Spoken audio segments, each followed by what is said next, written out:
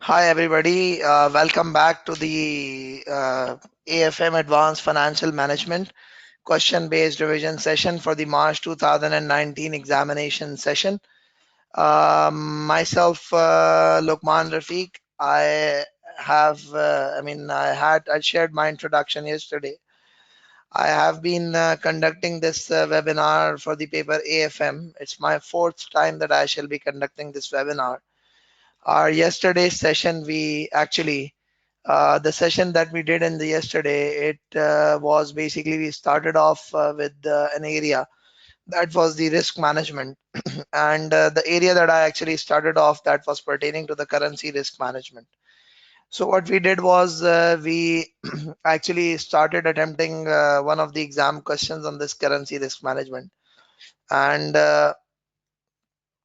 we actually started attempting one of the exam questions on this risk management, and the question that I attempted yesterday, that was the question named Adverine group, and the areas that were covered in this Adverine group were actually two of the areas with respect, in fact 3 areas were covered up, and those 3 areas included, one of them was basically the money market hedge, and in addition to this money market hedge, the area that we covered up included the currency future, and the third area that I actually covered up was multilateral netting. So the third area that I covered up was multilateral netting. So this is what we did in the yesterday's session, and I hope that in today's session what we shall be doing is we shall actually initially start off with the currency risk management, and then we shall move further. So anyone has any questions, any inquiries from the yesterday's session?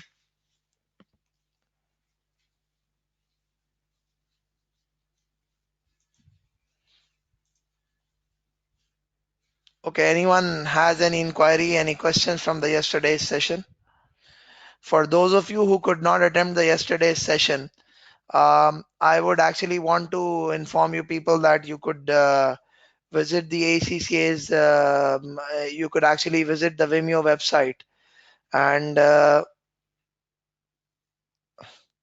you can visit the ACCA's channel on the Vimeo, and you can find yesterday's lecture uploaded also over there also.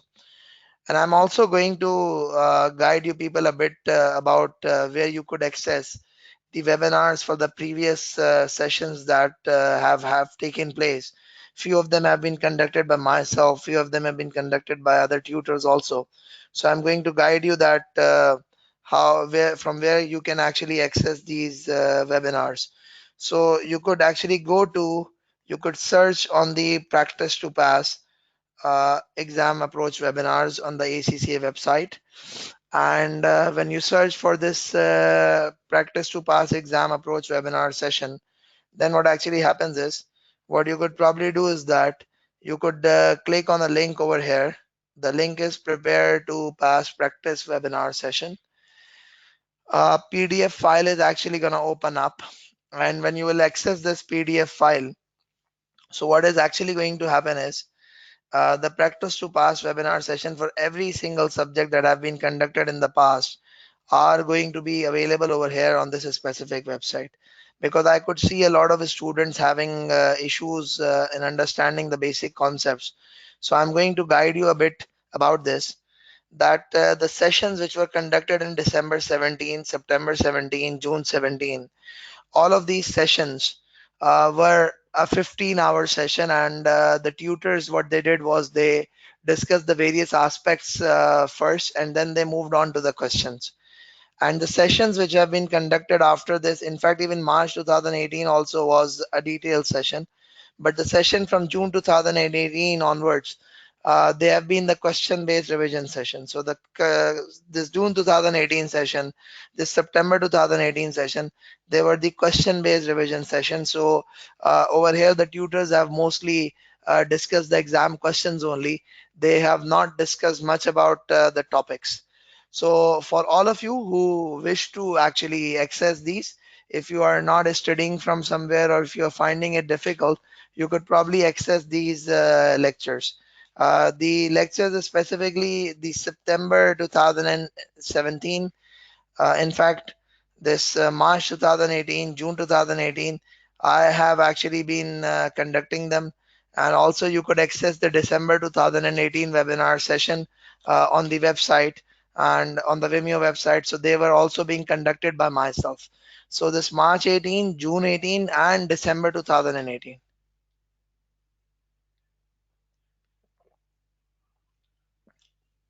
Mohammed Sheikh, where are you from? Okay. You join us on the WhatsApp group also, so we would actually continue to guide you further about all this.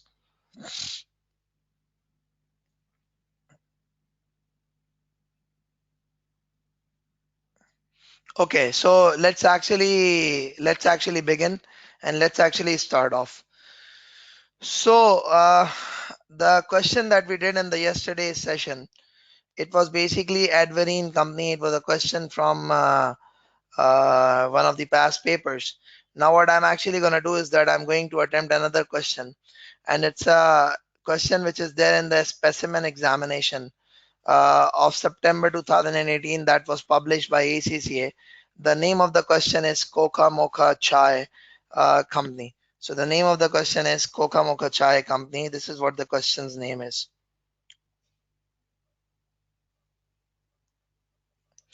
Now, I have mentioned that this question covers a few areas which includes the currency risk, the swap, and the duration. So the currency risk, the swaps, and the duration, they are all covered into this specific question. Now let's just start discussing about this specific question. Before I start discussing about this specific question, I'm going to go to the question's requirements, and so that we could have we could review the question's requirement, and then we could start discussing about this question. So if we talk about the requirement of this specific question, the question actually says that advise, what it says is advise CMC company on the appropriate hedging strategy to manage the foreign exchange exposure of the US dollar payment in 4 months' time. So what do they have? They have a US dollar payment in 4 months' time, and we are being required to actually guide them that how to actually go about with this. It says show all relevant calculations, including the number of contracts bought or sold in the exchange traded derivative market. So this is a question which would actually mean that we shall be going through a complete currency risk management. We should be going through complete aspects of the currency risk management. So we are actually going to start discussing this question. What I would want you people to do is that I would want you people to actually go through the question first, and then I'm actually going to start discussing about it. So go through the question first, please, and then we shall.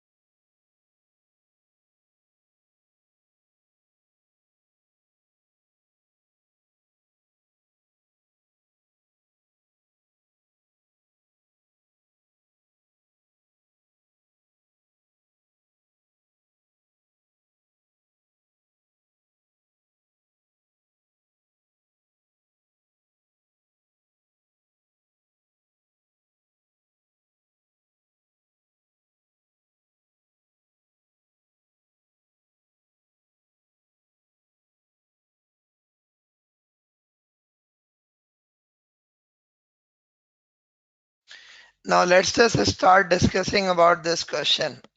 It says that the company is a large listed company based in Switzerland and uses Swiss franc as its currency. It imports tea, coffee, and cocoa from countries around the world and sells it in blended products to supermarkets and large retailers worldwide.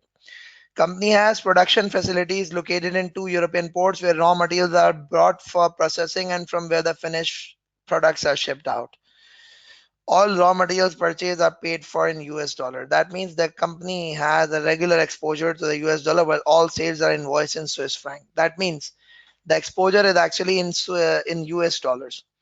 It says until recently, CMC had no intention of hedging its foreign currency exposures, interest rate exposures, or commodity price fluctuations, and it stated that this intent in its annual report. However, after consultations, the company's new board of directors has been reviewing its risk management and operations strategies. You are a financial consultant hired by CMC to work on the following two proposals, which have been put forward by the BOD for further consideration. Now, what exactly are those? It says number one, set up a treasury function to manage the foreign currency and interest rate exposure, but not commodity price.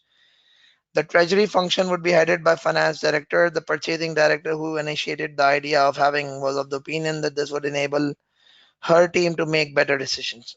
The finance director also supported the idea as he felt that this would increase his influence on the BOD and strengthen his case for an increase in his remuneration. Anyways, these are the other aspects of this. It says in order to assist further consideration of the proposal, BOD wants you to use the following upcoming foreign currency and interest rate exposures to demonstrate how they could be managed by the treasury function. So we need to show that how it could be managed by the treasury function. Now what's next? It says a payment of USD 5.06 million, which is due in 4 months' time. So there is a payment which is due in 4 months' time. Also, if we look at this, this is one of the aspects of it. The second thing is that a 4-year Swiss franc 60 million loan taken out to part fund the setting up of 4 branches. It says see proposal in 2 below. The interest will be payable on the loan at a fixed annual rate of 2.2% or a floating annual rate of this. Now, what next is there? It says so what I'm actually going to do is that I'm going to defer this interest rate calculations a bit because right now only going to focus on the currency risk, and we would discuss about the currency risk first, and then we are going to move on to the next aspect of this question. So now, what is actually going on? It says the additional information relating to proposal 1 is as follows. The current spot rate is USD per CHF. The current spot rate is USD per CHF, and it is what? It is 1.0635. The current annual inflation rate in USA is 3 times higher than Switzerland. So that means if it is 1% in Switzerland, it's 3% in USA. Following derivative products are available to CMC to manage the exposure, and they are as follows. We are being given exchange traded currency futures. The contract size is given, the quotation is given. We have got futures, one of them is 3 month expiry, the other is 6 month expiry. Then there are exchange traded currency options available. The price quotation is given, the premium is given, etc. I'm going to explain to you how do they operate. Furthermore, it says it can be assumed that futures and option contracts expire, etc., over the counter products. It says in addition to the exchange traded products, Peconia Bank is willing to offer the following OTC derivatives. Number one, a forward rate between USD and CHF of this. An interest rate swap contract. So we are going to do this interest rate swap contract at a later time period. First of all, we are going to stick to this thing, which is the forward futures, the options for the foreign currency payment that we actually need to make. I'm ignoring this right now. I'm ignoring this right now. Um,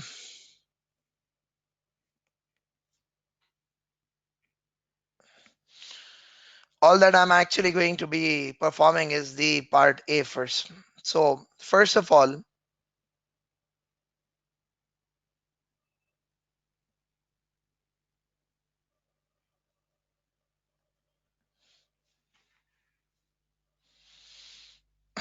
Okay, one of the concept is actually called the concept of forward contract.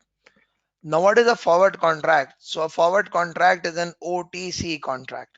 What do you mean by OTC contract? OTC contract means it's an over the counter contract. OTC contract means it's an over the counter contract. Now, what exactly do you mean by this?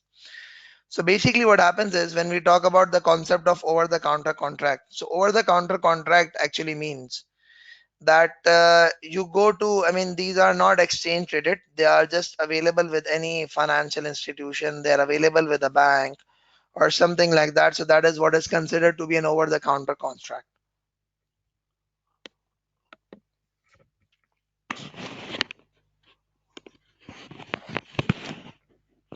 Now, so a forward contract is a contract to buy or sell foreign currency in future at an agreed rate. So a forward contract is a contract to buy or sell foreign currency in future at an agreed rate. That's what a forward contract is all about. So when we talk about the concept of this forward contract, let's just discuss. Basically, in this specific question, um, like for example, if you are a company which actually wants to make a payment, you need to pay USD 5060,000. That's what you need to pay. And what is the time period in which you have to pay? So you have to pay in 4 months time. Now, the spot rate right now is USD upon CHF is basically 1.0635. That is what the spot rate is right now. So the spot rate right now is USD upon CHF as 1.0635. And we are actually being told that the forward contract that we have entered into, a rate of 1.0677 is going to be applicable. So the rate under forward contract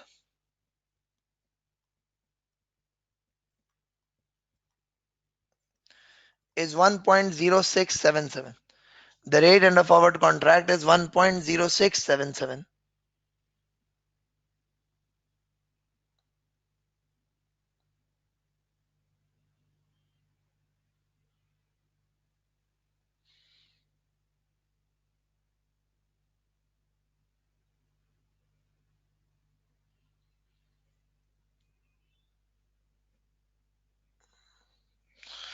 Okay. So now what does this mean? This means that no matter whatever happens, if let's say the spot rate, if the spot in 4 months time, whatever the spot rate is, whether that spot rate in 4 months time become 1.069 or it becomes 1.0 it becomes 1.07 or it becomes 1.06, it becomes 1.065, whatsoever the spot rate becomes, the exchange rate applicable to you would always be 1.067 no matter what happens. So when we talk about the forward contract, a forward contract is a contract where your exchange rate becomes fixed. Your exchange rate becomes fixed. So if your exchange rate becomes fixed, so now how exactly are the things gonna move over here? Let's just talk about it. As I discuss it further, so I'm actually gonna say that the way the exchange rates are going to move over here. So under the forward contract, I discussed yesterday also that how do we decide whether we want to multiply the exchange rate or whether we want to divide the exchange rate. So you know that you are a Swiss company, and being a Swiss company, whatsoever you want to convert that into CHF. So if let's say you need to make a payment of USD 5.06 million and the exchange rate quoted is USD upon CHF, so you can't convert this amount into CHF if you multiply. So instead of multiplication, what you would have to do is that you would have to go for the division of this specific thing. So that means what is going to happen is USD 5.06 is going to be divided by the forward rate, and the forward rate that we have is 1.0677. 1.0677 is the forward rate that we have. So resultingly what happens is, how much CHF does it turn out to be?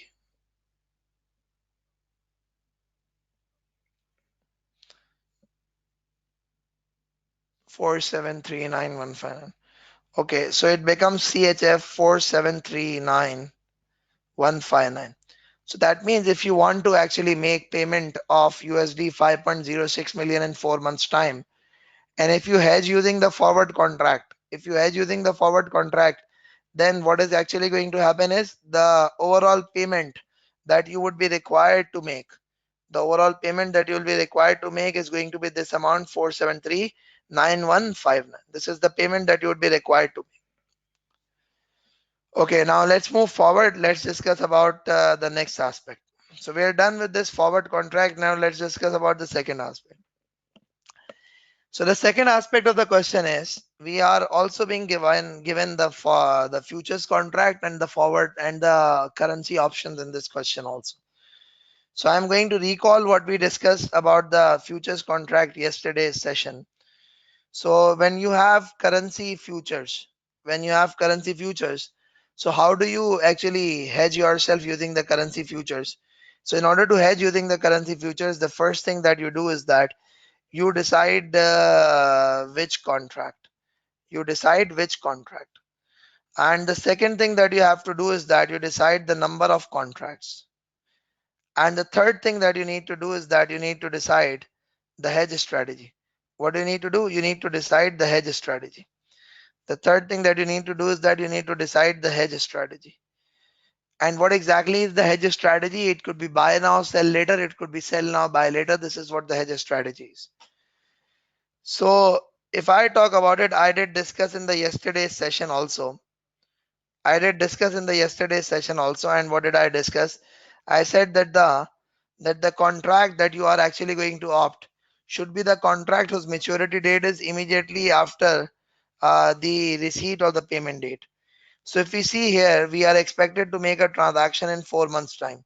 So the 6-month expiry contract is the contract whose maturity is immediately after your payment date. So resultingly, what is actually going to happen is, the contract that we are actually going to opt for is a 6-month contract. And the number of contracts that we would go for, I did mention yesterday also that you have got USD 5.06 million USD. So first of all, you need to convert this USD into CHF. Why? Because the currency futures contract that are given to you are in terms of CHF. How would you convert this into CHF? You could use this exchange rate only. So, or you could use other exchange rates also, but I'm actually going to use this exchange rate, which is 1.0659, and multiply by 1 upon 125,000. So resultingly what happens is, how many number of contracts does it turn out to be?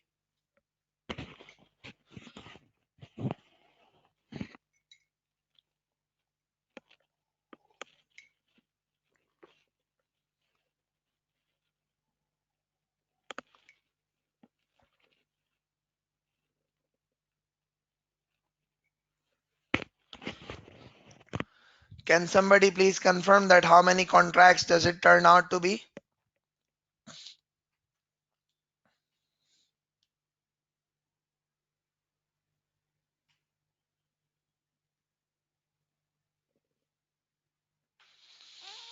Okay, 38. That turns out to be 38.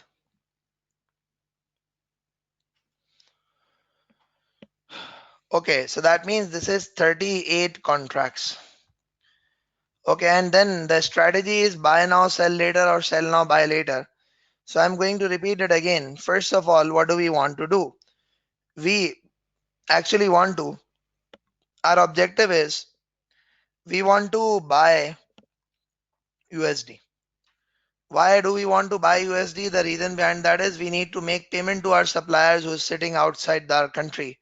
So we need to buy USD. That means we should enter into a contract to buy, which is a buy future and sell later. So, but the problem that we have is the USD contracts are not available. The contracts that are available are for the Swiss francs. They're not available for the USD. So if the contract's available for the Swiss francs, then what you could do is that you could reword your requirement. You could reword your requirement. How would you reword your requirement? You would reword your requirement like this. How you would reword your requirement like this is that if we want to buy USD, that means we need to actually sell the CHF. So what we should do is that we should actually enter into a contract to sell the CHF. So that means your hedge strategy is going to be sell now and buy later. Your hedge strategy is going to be sell now, buy later. This is what your hedge strategy is going to be. So overall, your hedge strategy is going to be sell 38 6-month futures now and buy later. So sell 38 6-month future contracts now and buy later. Ubaidur Rahman, we are not going to do 4 upon 3. The reason behind that is done in the interest rate future. That is not done with the currency futures. You don't do it with the currency future, you do it with the interest rate future only. So resultingly, what have we got? We have got this sell 38 6 months futures contract now and buy them at a later stage. That is what the hedging strategy is going to be. Is everyone okay till now?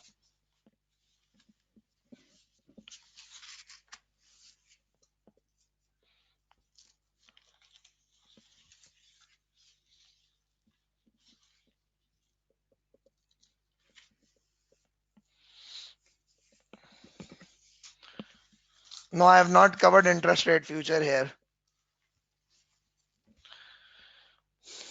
Okay, let's move forward. So we have actually set up the hedge for the currency future. Now, what is actually going to happen?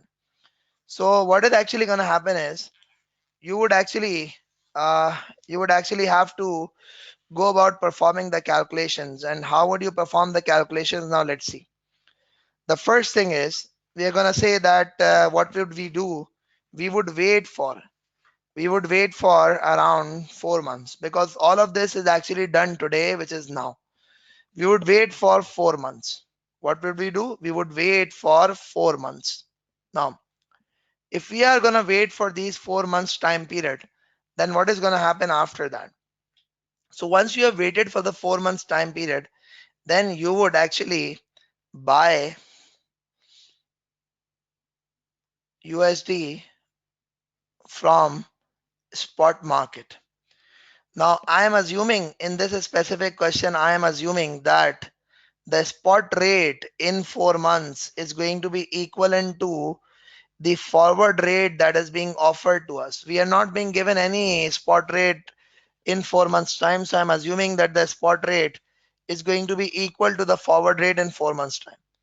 Is it okay? So 1.0677 is what is going to be the spot rate. That is what I'm assuming.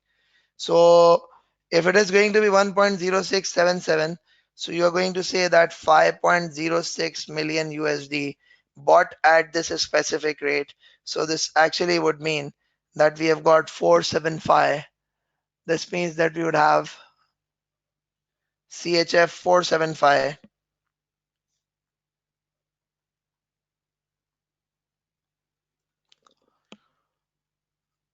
sorry, 473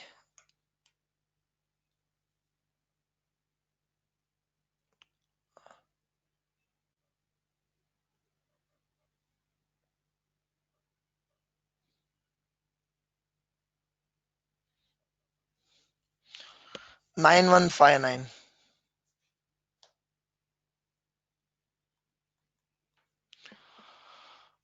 Okay, then there is actually going to be the gain or loss on futures contract. Now this is an important aspect, that how would we get the gain slash loss on future contract? We need to understand this. So basically what happens is you have actually entered into a contract to sell the futures contract. So we have actually sold the futures contract now, and the rate at which we have sold them is 1.0659. And we are actually going to buy the future contracts. What we are going to do is that we are going to buy the future contracts in 4 months time. At what price? So we are not being given the price of the future contract, and we need to establish the price of the future contract. So how do we actually establish the price of the future contract? Let's just recall from the yesterday's session.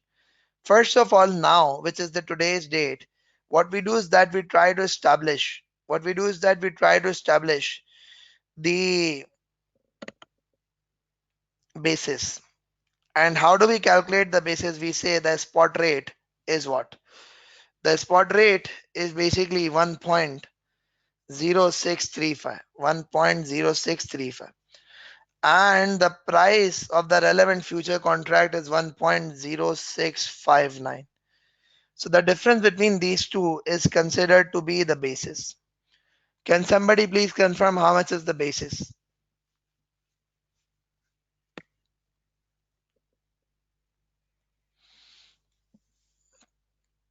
0.0024 is the basis. Okay, and then if I have to calculate the remaining basis, which is actually going to be in 4 months' time, so how do we establish the remaining basis? Just try to understand. The remaining basis is going to be 0.0024 multiplied by 2 upon 6. Now you may ask that why is it 2 upon 6? Because because you see what happens is I did explain to you yesterday also that if the spot rate is 1.0635 and the 6-month forward rate is 1.0659, so it is the market's expectation that the exchange rate would slowly gradually reach this level. The exchange rate would slowly gradually reach this specific level. So if the exchange rate is slowly gradually reach this level, we need to calculate the rate in this 4 months time, that how much is going to be the difference between these two. So the difference between these two is going to be the overall difference was supposed to be spread over 6 months. So there's going to be a 2 months difference that is going to be left. That's why we say remaining basis is going to be into 2 upon 6. So 0.0024 into 2 upon 6, how much does it turn out to be? 0.0008.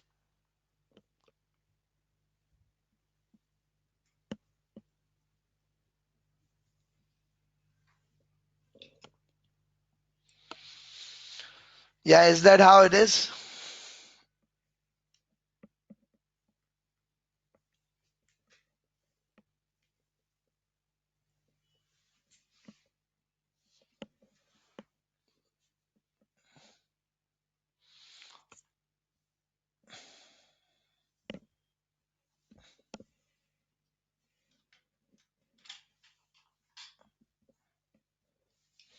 Okay, now, no, Nabil, just wait for a while. I'm going to explain this. Just wait for a while.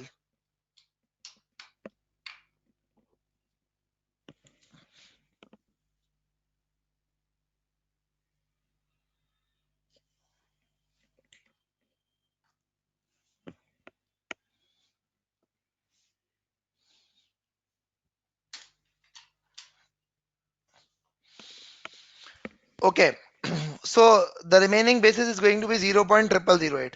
Now you need to understand that what is going to be the price of the future contract on this date. So you see, we are saying in 4 months' time, the spot rate is going to be 1.0677. We are saying in that in 4 months' time, the spot rate is going to be 1.0677. So what you need to do is that you need to actually adjust the remaining basis to it. And the remaining basis is going to be 0.0008. The remaining basis is going to be 0.0008. Now, one thing that we need to understand is that should we actually add the remaining basis or should we deduct the remaining basis? So let's just try to understand. Originally, when you calculated the basis, the spot rate was 1.0635 and the future price was 1.0659. That means the future price was greater than the spot rate.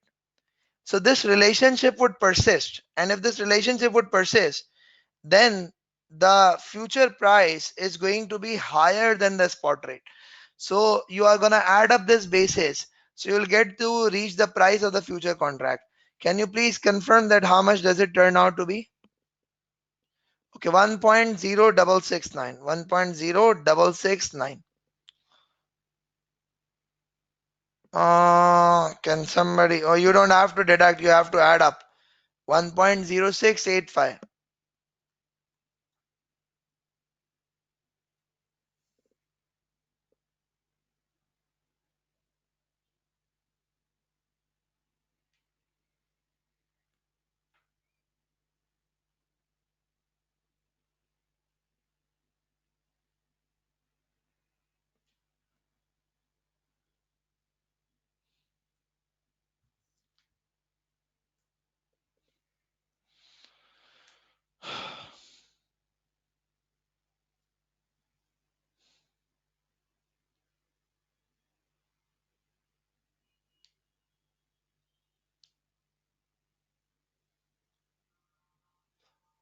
Okay, now what next is there? So basically what happens is you sold the futures contract at this price, and now you're gonna buy at 1.0685. So resultingly, when we sell, that's inflow. When we purchase, then that's an outflow. So how much is the net amount?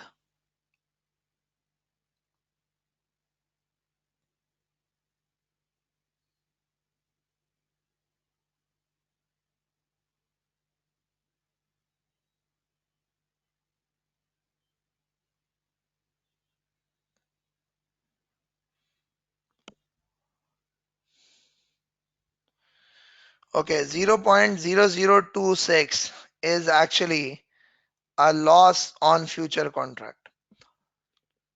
For those of you who are unable to understand that, what did I do? So let's just try to understand.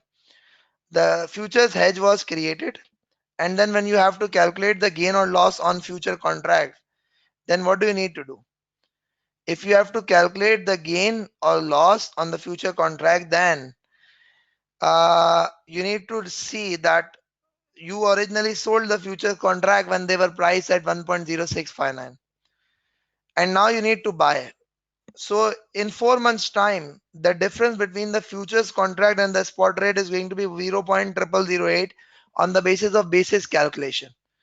So when we are actually going to go about it, so I have assumed that the spot rate is going to be 1.0677. The remaining basis needs to be added up.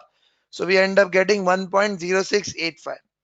So if we end up getting 1.0685, then resultingly what happens is 1.0659 less 1.0685, the net amount turns out to be 0.0026, and this is actually USD per CHF.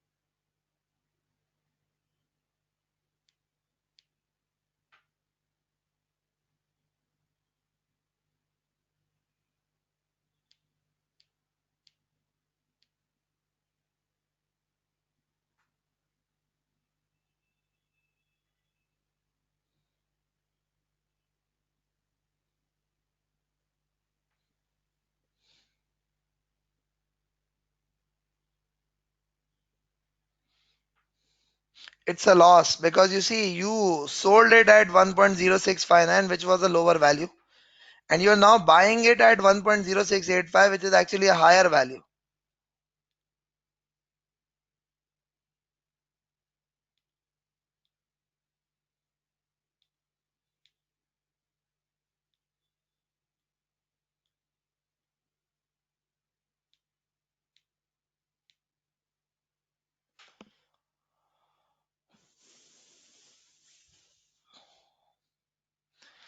Suryan, Harish,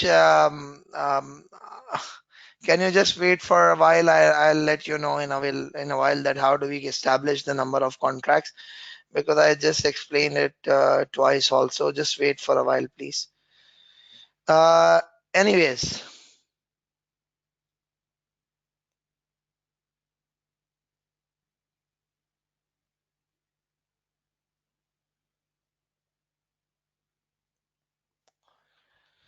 okay, now let's talk about it. So if I say the gain or loss on the future contract, it's actually 0.026 USD per CHF.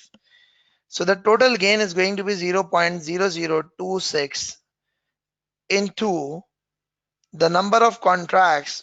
And how much was the number of contracts? It was 38. And every single contract was worth 125,000 CHF. Now,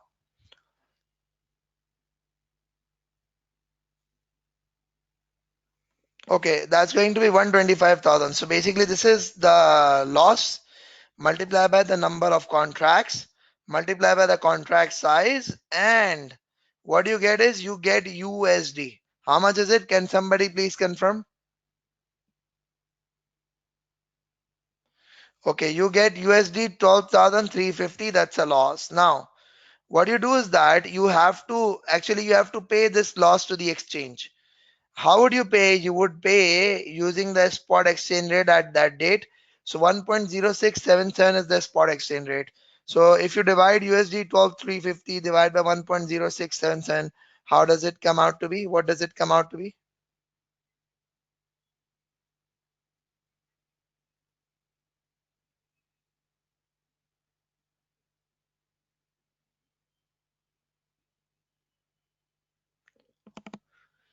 Okay, 11567. 11567. Now the problem is that this is a payment. Let's just try to understand that this amount is actually a payment. And we have also incurred a loss. So basically both of them are payments, so you need to add both of them up. So when you're going to add up both of them, so how much are you going to get? How much are you going to get?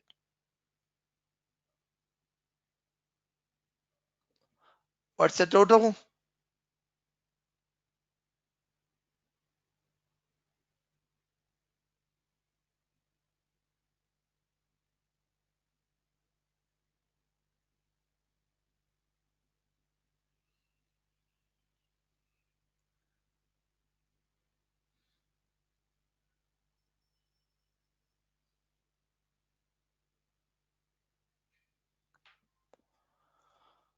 4750726.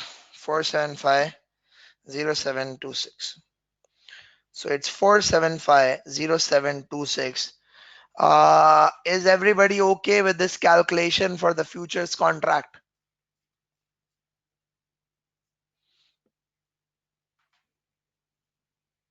You need to add up. Don't deduct it, please. Please don't deduct it. Nabil, Yasmin, you don't have to deduct. You have to add up. Because the dollars that you are purchasing, you have to make payment of CHF. And at the same time, the loss that you have to settle, that's also a payment. So that means both of them are outflows. So you need to add them up.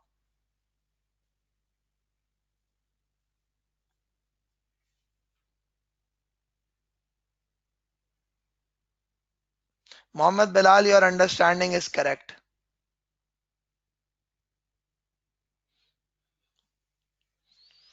Nabil, you see, this is actually um, an outflow because you're buying this USD. So the CHF are being paid. At the same time, this is loss. So both of them are outflows. So that means you need to add them up.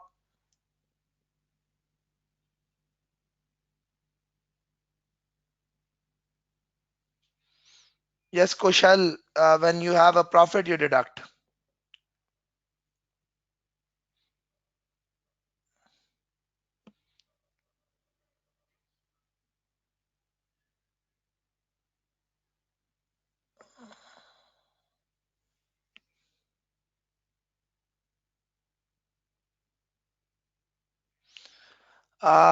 Shelly Devi, there is no problem in that. It's just that I just wanted you people to understand that what exactly is the overall logic behind going for the futures contract.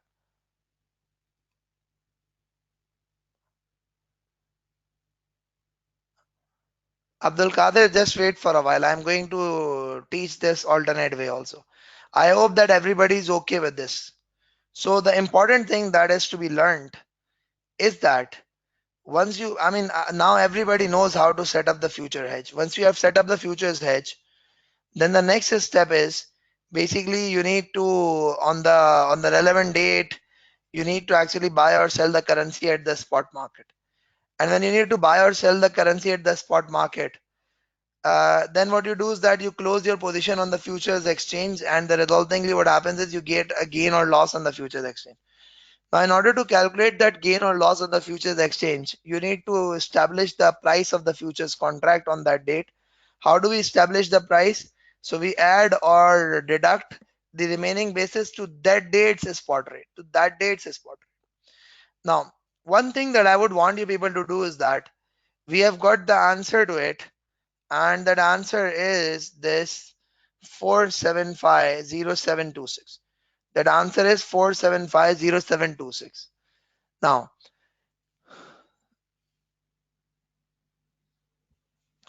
so if I solve this, can you please calculate the exchange rate achieved like this? The exchange rate that is achieved is USD 5.06 divided by 475.0726. Can somebody please confirm the exchange rate that we have been able to achieve?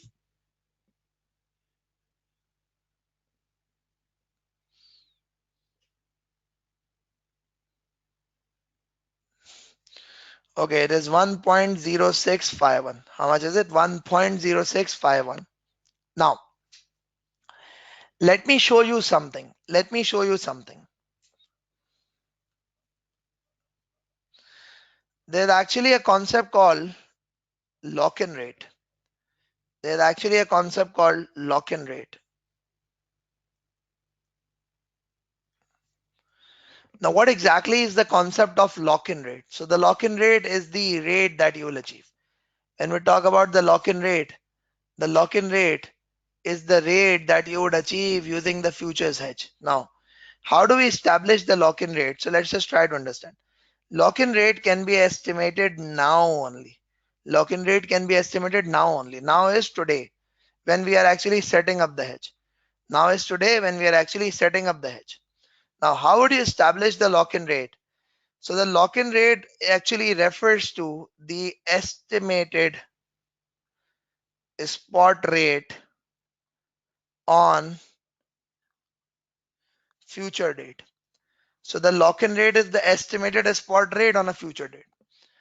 How do you calculate this? You calculate it this way. You calculate it this way. The spot rate right now was 1.0. The spot rate right now was 1.0635. The future price was 1.0659. So when we calculate the lock-in rate, so what we do is that we say that 4 months later, what is the expected spot rate going to be? So you could apply two things. Either you can go from the spot rate and you could basically at the basis for this period, or you could come back from the future rate and you could actually say add or deduct the basis for this specific period, 2 months. So I'm going to say that the remaining basis here was basically for 2 months. So I could probably say 1.0659 minus. Why minus? Because you see the trend is downwards when we go from future to spot rate.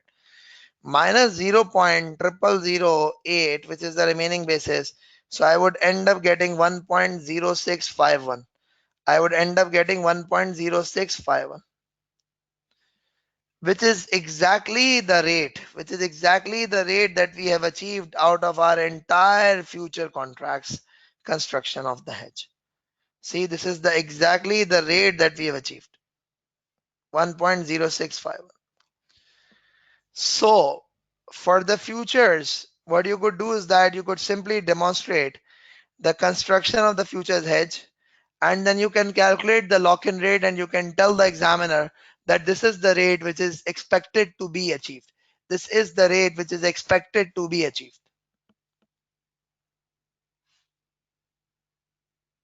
Yes, it's the same thing, but it's just that it's a shortcut way of doing it.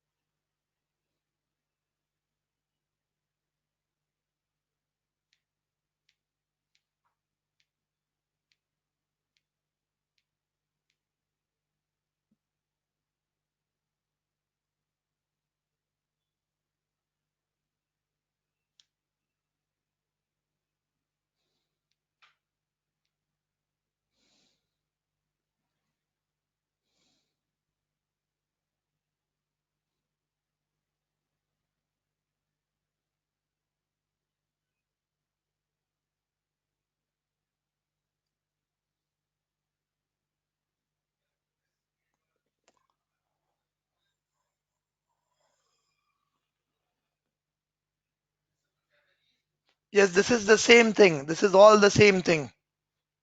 No, you would not lose mark if you go for the lock-in rate. You will not lose mark if you go for the lock-in rate.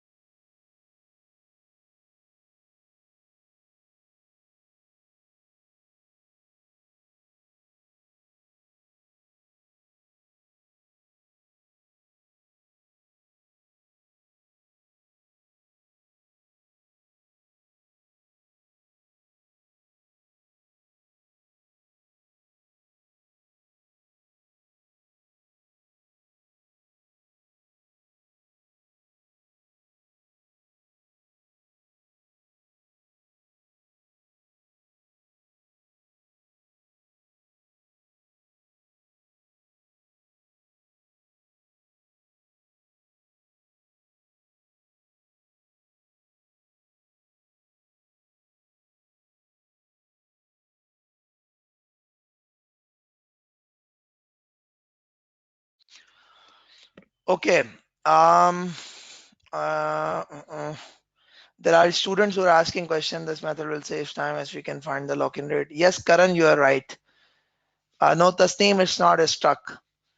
I mean, Khan, if you only show expected receipts in calculation instead of gain. Yes, you can do it directly also, but remember this thing. You always have to show them that how have you been able to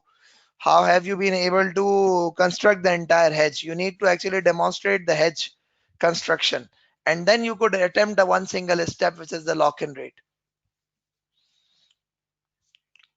Okay. So we are done with this. Yes, shortcut method is examinable, is acceptable, very much acceptable in the exam for the futures. Now, let's actually go about with the uh, currency options. So we are now gonna talk about the currency options, that how do we hedge ourselves using the currency options. So if I talk about the currency options, I'm going to write down few steps for the currency options so that we could then take it one by one. So the various steps is: number one, which options? Number two is which maturity? Number three is number of contracts. Number four is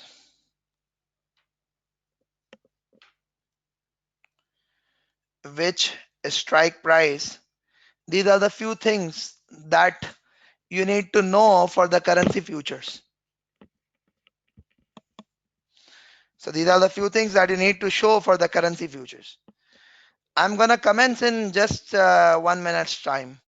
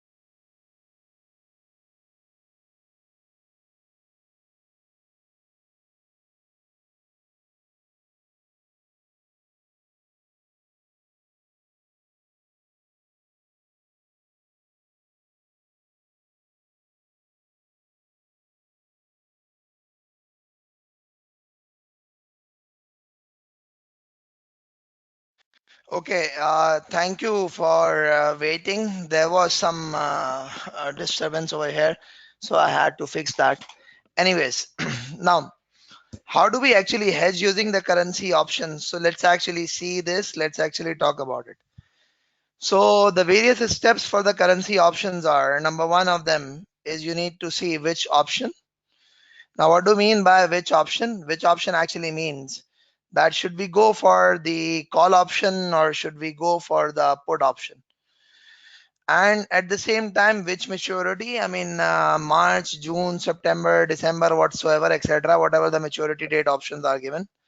The number of contracts, and lastly, the strike price. The strike price, the other name for the strike price is the exercise price. The other name for the strike price is the exercise price. Now let's talk about it.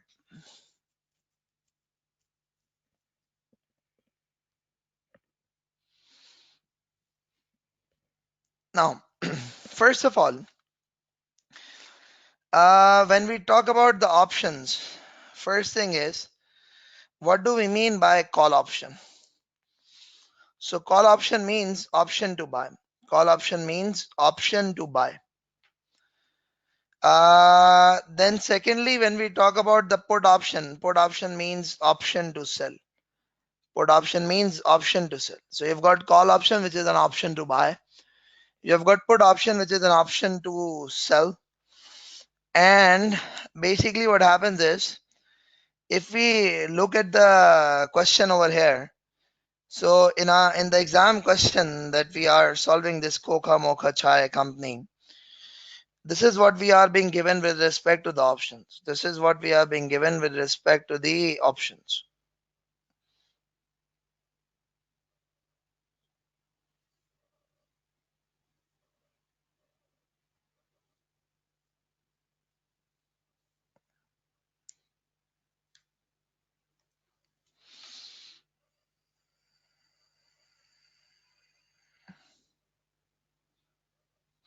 Now, what exactly do you mean by all this? Let's just try to understand. It says contract size CHF 125,000. Then the exercise price quotation is USD per CHF. The premium is cents per CHF. Now, one thing is, whether you go for call options or whether you go for put options, you need to first buy options. When do we need to buy the options? We need to buy the option now. And the options, they have a value. The value of the option is actually termed as option premium. The value of the option is termed as option premium. So when you actually enter into option contract, you buy the option contract. So you pay premium which is payable upfront. The premium is payable upfront. Now, what do we mean by upfront? Upfront means at the time of buying the contract. At the time of buying the contract. So basically, irrespective of whether you will exercise the option or whether you won't exercise the option, ultimately you have to. I'm repeating it again. Irrespective of, you buy the option or you don't buy the option. You exercise the option or you don't exercise the option. You have to. You have to what? You have to pay this premium. Now, this premium is payable upfront. So now let's see that how the things are there in this specific scenario. First of all, the exercise price, we have got two choices, 1.06 or 1.07. Now that's a secondary thing. The first thing that we need to understand is basically whether we would go for a call option or whether we would go for a put option. So what do we need to do? We need to buy USD. But the options for USD are not available. Options for USD are not available. I'm repeating it again. We need to buy the USD and the options for USD are not available.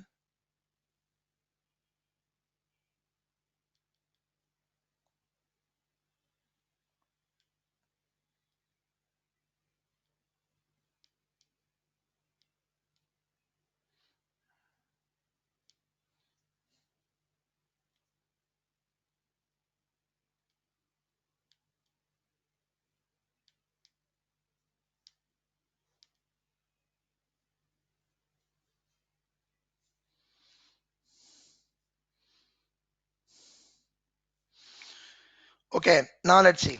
So the options to buy USD are not available. So what we would do is that we would say that buying USD means selling the CHF.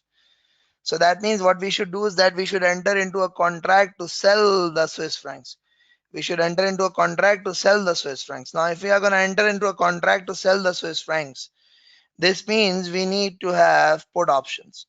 This means we need to have put options because the contracts are available for the put options only.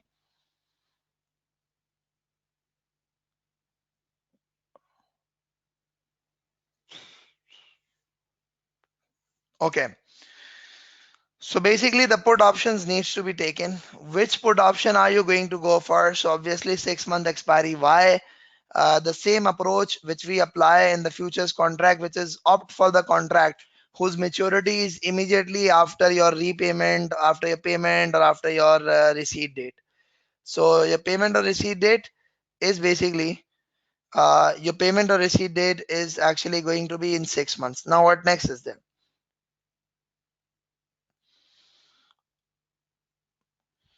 So we are gonna buy the put options of the 6 months expiry. Now the question mark that arises is it going to be 1.06 a strike price or is it going to be 1.07 a strike price?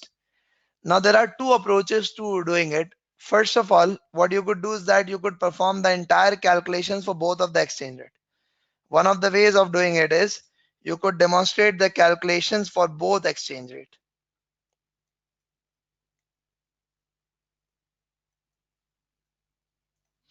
So one thing that you could do is that you could do the calculation for both exchange rate.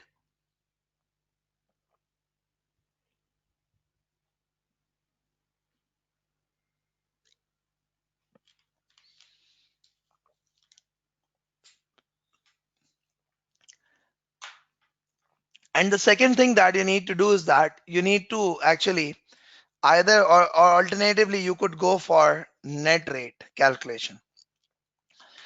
Now what exactly is this net rate calculation? I'm going to explain to you this net rate calculation also. Now let's see.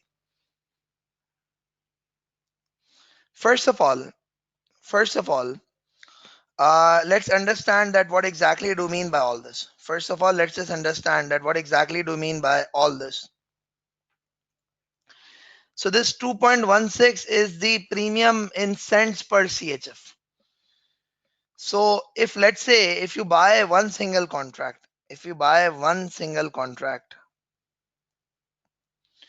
at a strike price of 1.06, if you buy one single contract at a strike price of 1.06, that means you have to pay a premium of this many cents per CHF, which means that 2.16 cents divided by 100 will convert this into dollar, multiply by 125,000. So this is the number of USD which you will have to pay. How much does it turn out to be?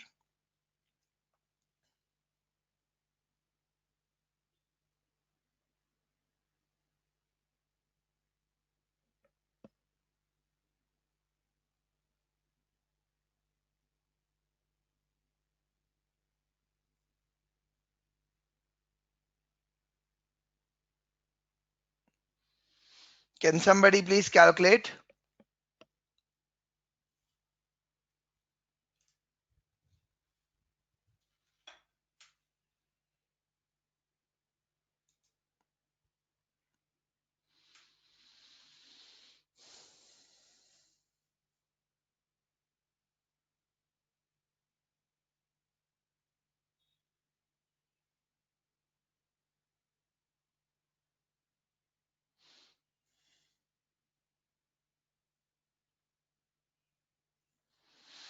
Okay.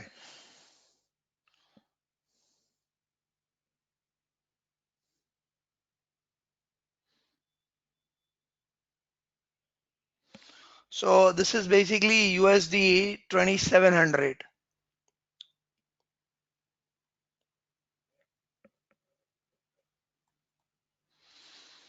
Anyways, now, so what can we do is that one of the options is you could perform the calculation for both the exchange rate, or Mohammed Sheikh, it's actually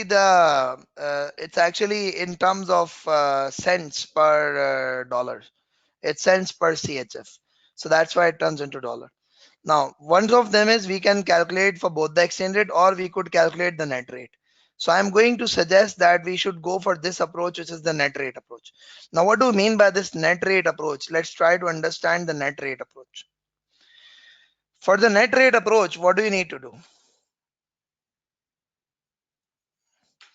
For the net rate approach, you are going to say that 1.06 USD are going to be received.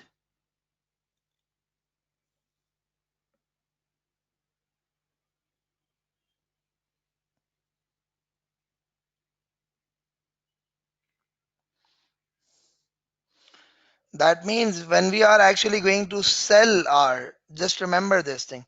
When you are going to use the put option, so that means you will sell the CHF. And when you will sell the CHF, so what would you happen is you would receive the USD. So if you would receive the USD, so how much USD would you receive? You would receive 1.06 USD. So this is actually your inflow.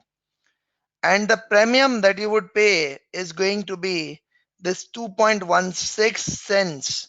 So this is 2.16 cents. If you divide this by 100, this converts into dollar. So can somebody please confirm that how much is it? 1.06 minus 2.16 divided by 100.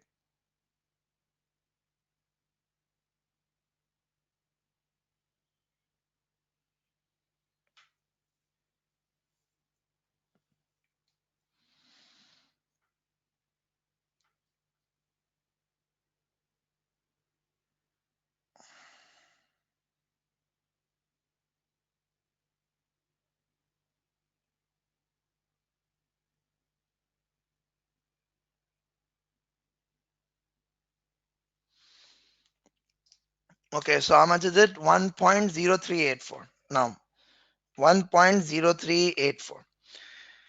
Similarly, perform the calculation for the net exchange next rate, which is 1.07 minus 2.63 divided by 100. How much does it turn out to be?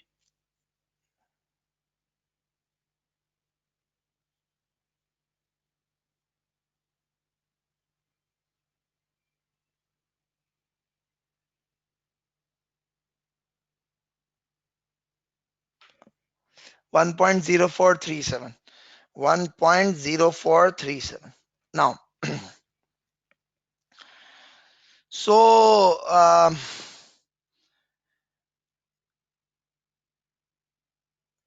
basically, if you are going to use the options, so this is the net rate that you will achieve in the option. One of them is 1.0384 and the other one of them is 1.0437. Now the question mark is that what rate should we try to achieve? So what is actually happening is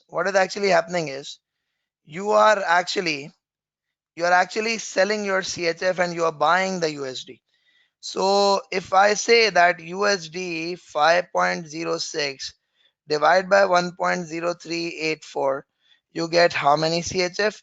And if I say USD 5.06 divide by 1.0437, how much CHF do you get?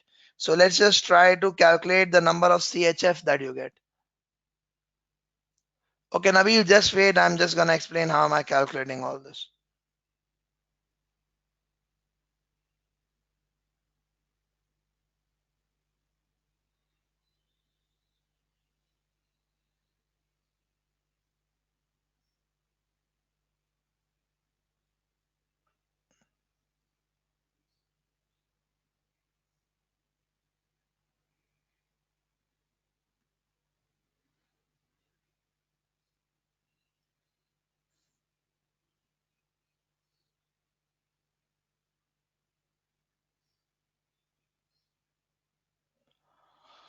4 point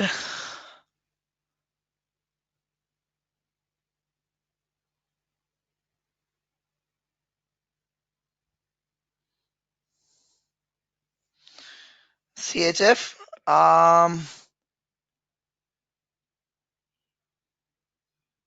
I'm gonna explain it again, just don't worry about it. What is this one? 5.06 divided by 1.0384, 4.8729, right? And how much is this one? 4.848. 4.8481. Now, I'm asking you people a question that you want to buy USD. So obviously you would want to go for this one. Obviously you would want to go for this one. What would you want to go for? You would want to go for this one. Thanks, Fiza. Now you would want to go for this one. Is that okay? Now, so that means this is only applicable when you get this rate. So what you could do is that you could do two things. Either you go for the whole calculation using the options, or you could go for a very to the point thing, which is like you say, what's the net rate? Now over here, since this is actually going to be divided and we have an outflow, so the greater the rate, the better it is going to be for us. So resultingly, we would say that 1.07 is the strike price that we should use.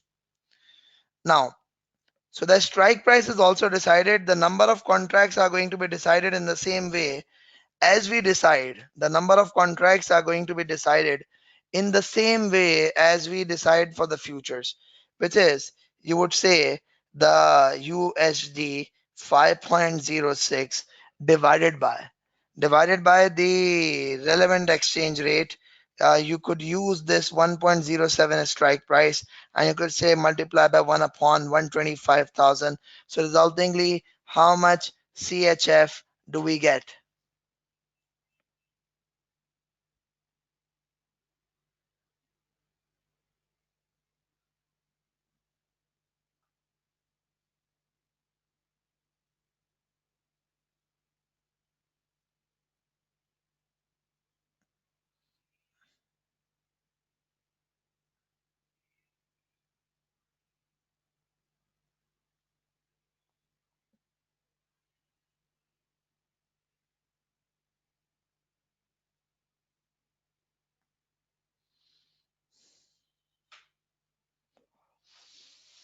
38 contracts. So resultingly, what we could actually do is that we could say that overall hedge strategy that we have established is buy 38 6-month put options at a strike price of 1.07. So this is the net hedge outcome. This is how you create an options hedge. We would say buy 38 6-month put options at a strike price of 7.07.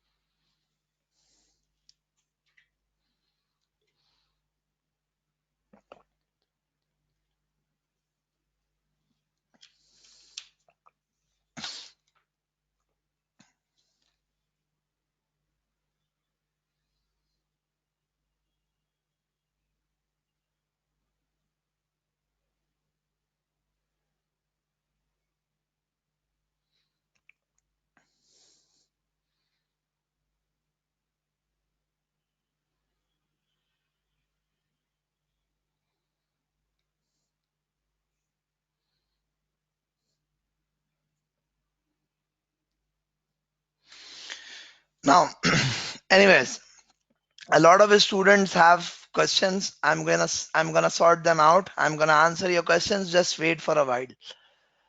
Um,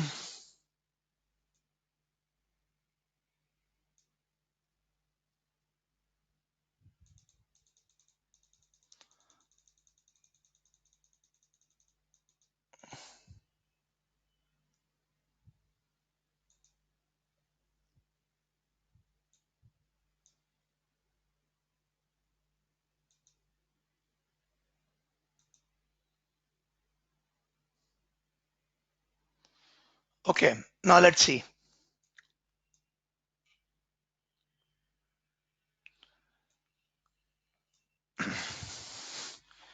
I'm gonna repeat the entire hedge strategy that I did so that you people can have a good idea about it. First of all,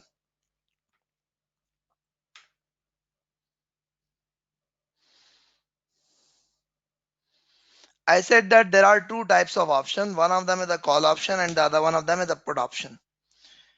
What is the difference between these call option and the put option? So a call option is an option to buy and the put option is an option to sell. A call option is an option to buy and a put option is an option to sell. So in this given scenario, we are expected to make a payment of USD. And when we are expected to make a payment of USD, that means we will have to buy USD. Okay, so if we will have to buy USD, that means we should enter into a contract to buy USD. But the problem is the exchange is not offering the USD options. The exchange is offering the option contracts. The exchange is not offering the USD options. The exchange is offering the contracts for the CHF only. So what I did was I actually amended my strategy and I reworded my strategy like this. I said that if I have to buy USD, I could actually say that I have to sell CHF. I mean, buying USD means selling CHF. So if I need to sell CHF, so that means I need to enter into a contract to sell CHF. That means I need to enter into a contract to sell CHF. That's what I need to do. So what I simply did was I entered into a contract to sell CHF, and the contract to sell CHF actually means that you need to go for the put options on the CHF. Now, so that's the first step, that why did we chose the put option. The second one of them was basically the concept of premium. So I said that whenever you go for the options, they give you a choice, they give you a right whether you want to buy the currency or you don't want to buy the currency. So when we go for the option contract, we always pay the option premium upfront. Now, what do we mean by paying the option premium upfront? Paying the option premium upfront is that at the time of buying the option contract, you have to pay the premium, irrespective of ultimately you exercise the option or you don't exercise the option. You need to pay the premium upfront. Now, when we talk about paying the premium upfront, so what I did was I said that the premium in this specific scenario, the way the options are given, it says the premium is basically cents per CHF. So basically these are the cents per CHF.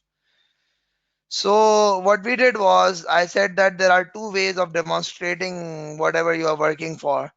Either you go on and you calculate the entire, you perform the entire calculation for both the exchange, both the strike price, or alternatively you go for the calculation of the net rate.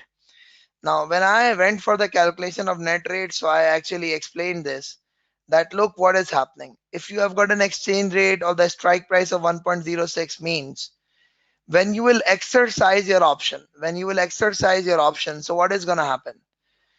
You would actually be selling the CHF. So what are you going to get in return? You will get USD in return. So this is the inflow of USD. This 1.06 is the inflow of USD. This 1.06 is the inflow of 1.07 is the inflow of the USD. Now, if this is all inflow of USD, then the premium is the outflow of USD. So this is inflow, this is outflow. This is the net inflow. This is the net inflow. So we would want to have the maximum inflow of the USD. So the maximum inflow of USD is going to be 1.0437. And in order to help you people understand better, I actually performed the calculation also completely so that you can have an idea. So resultingly, we opted for this exchange rate, which is 1.0437. So conclusively, what have we got? We would say that our strategy is buy 38 6 months put options at a strike price of 1.07. I hope everybody understands that how have we been able to construct the Harish, if it would have been a call option, so that means you are actually buying CHF. That means you are selling USD. So if you are selling USD, that means the USD is going out and also the premium is going out. So that means you need to add up the premium.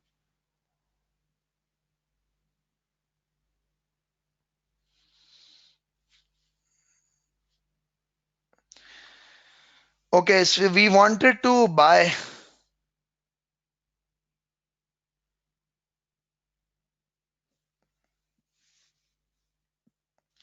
Ubaid Rahman, I'm just gonna repeat what I did over here.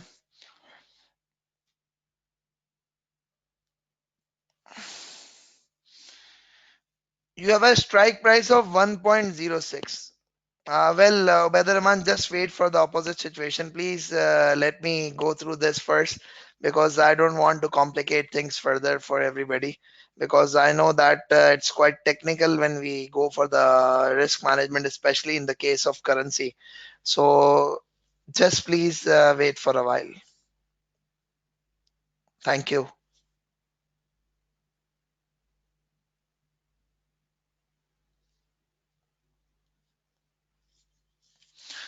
Okay, so I hope everybody's okay with this hedge construction.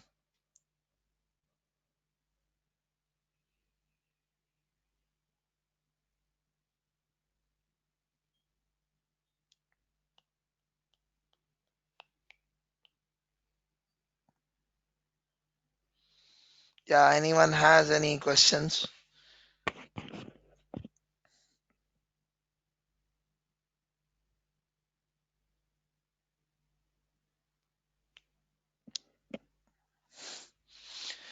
Okay, now I'm actually going to demonstrate to you.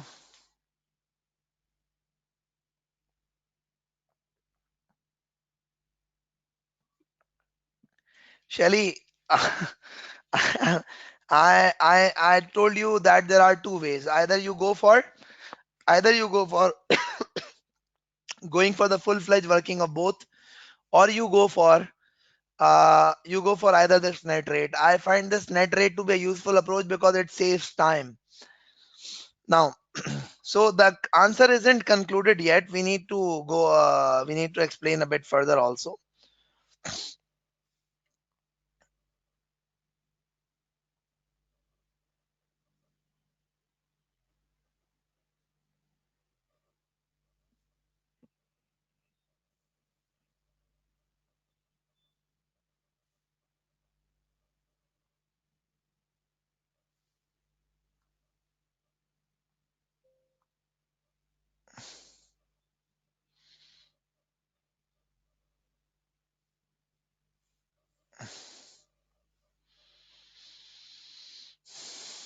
Okay. Now, what is gonna happen now?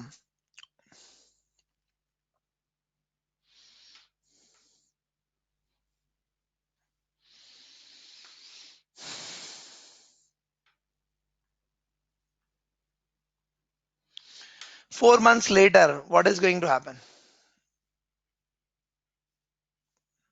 4 months later, what is gonna happen? 4 months later, you have a spot rate, which I said we will be using 1.0677 as the relevant spot rate. 4 months later, you have a spot rate of 1.0677. And you have an option with a strike price of 1 point. You have an option with a strike price of 1.07.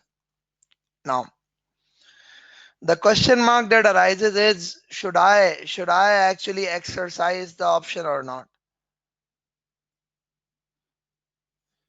So the answer is yes, I should exercise the option because I just explained a while ago that since you need to buy USD, so you would want the exchange rate to be higher and higher because you are actually dividing it. Division actually means that you have to spend less number of CHF. So USD 5.06 divided by 1.0677 gives you a higher CHF, 1.07 gives you a lower CHF, so you would want to exercise it. So resultingly, the applicable rate is going to be what? The applicable rate is going to be 1.07. So when we are actually going to exercise our option, so what is going to happen? We are actually going to sell the CHF at a rate of 1.07.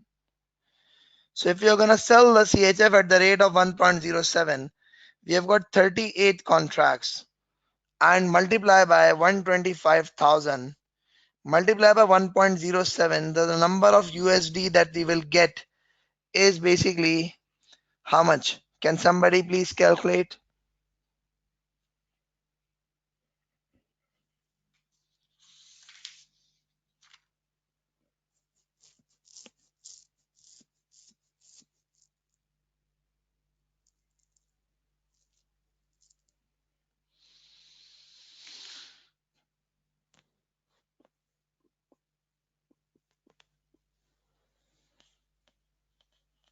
5082 to 500.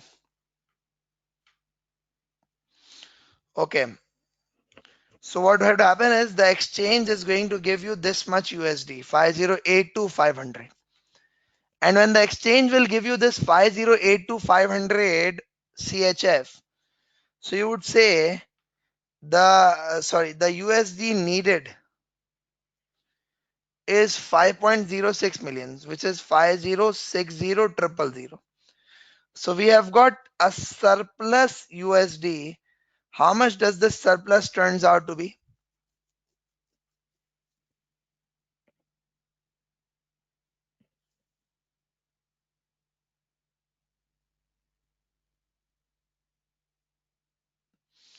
Okay, this turns out to be 22,500.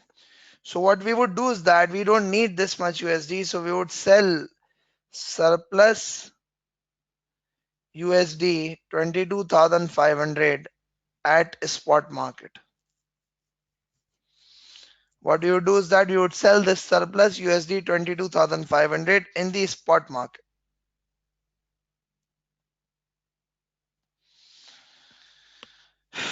Anyways, this is also termed as overhedged, because what happens is the actual answer came out to be something like 37,000, 37 point something, and we rounded off the number of contracts to 38.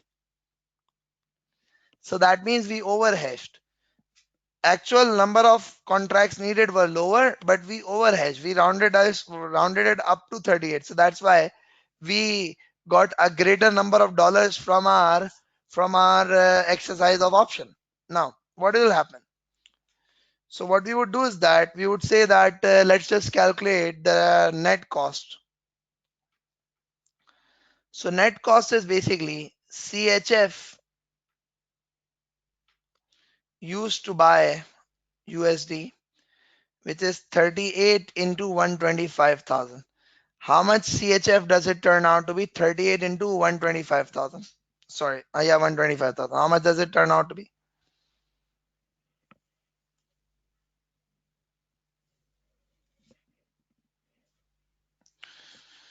Okay, 4750,000, which is 4.75 million. Now what next is there? So we have got CHF, which is used to buy USD, is 4750,000.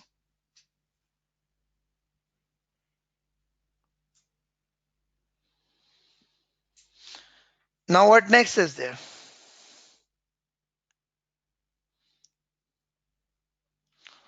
The option premium will be 2.63 cents, which means 2.63 divided by 100 multiplied by 38 contracts multiplied by 125,000. This is the premium in terms of dollars, and we would buy the dollar at a spot exchange rate. So divided by the spot rate at that date, which was 1.0635. 1.0635. So how much does it turn out to be?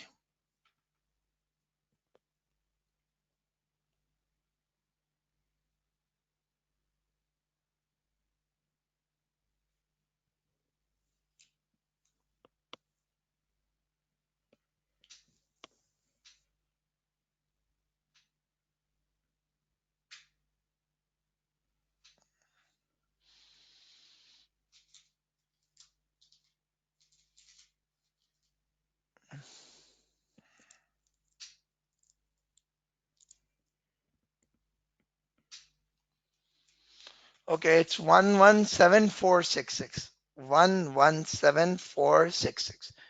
So the premium is also a cost, so it needs to be added up.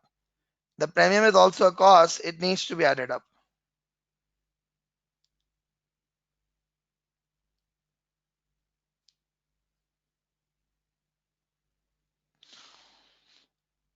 Now, what next is there? Let's talk.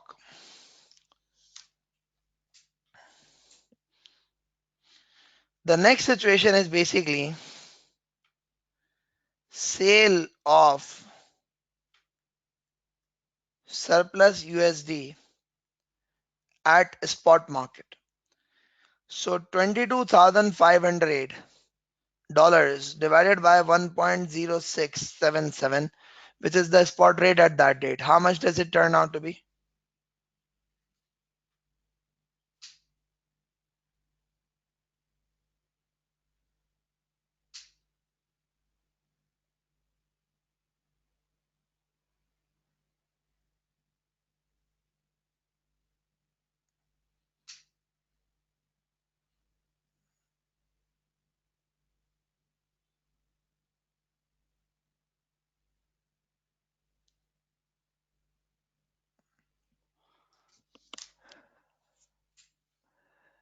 Okay, this turns out to be 21,073.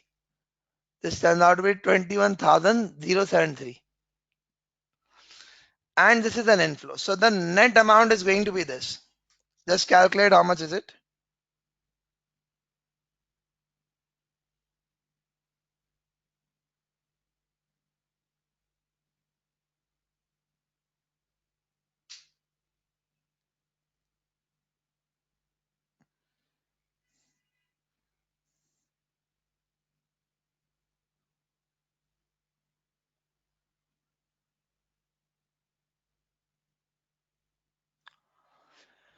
Okay, this is 4846393. 4846393. Now, so if I conclude, so this USD 5.06 divided by 4846393, what is the rate achieved? What is the rate achieved?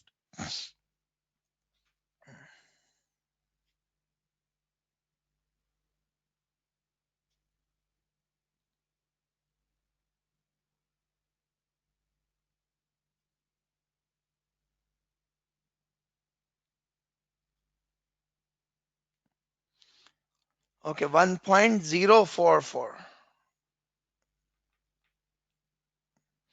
Now, let's just see. What was the net rate that we calculated? It was almost 1.044. Are you getting it? Just like you calculate the lock-in rate, just like you calculate the lock-in rate in the futures, the same net rate is what you will almost achieve when you will go for the options.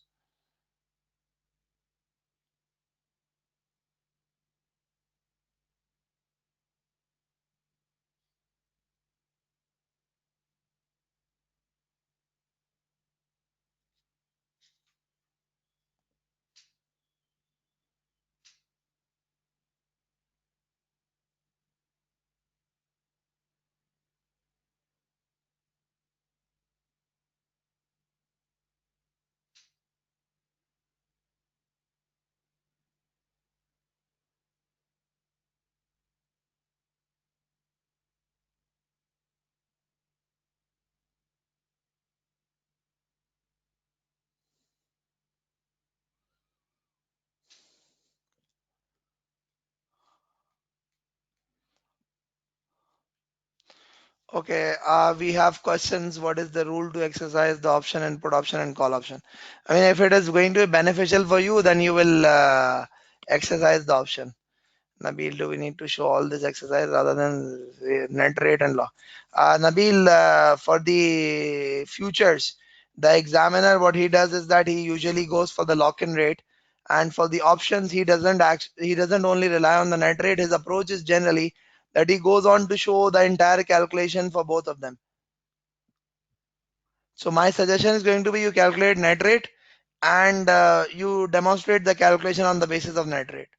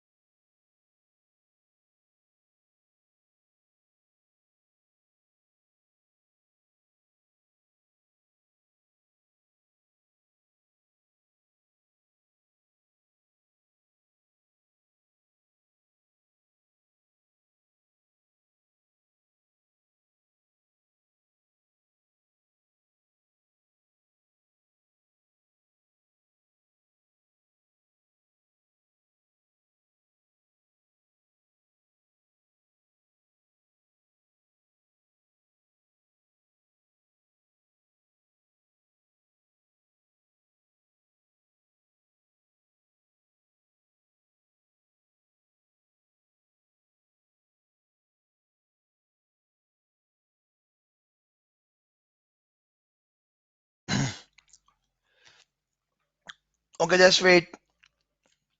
Tasneem, just wait.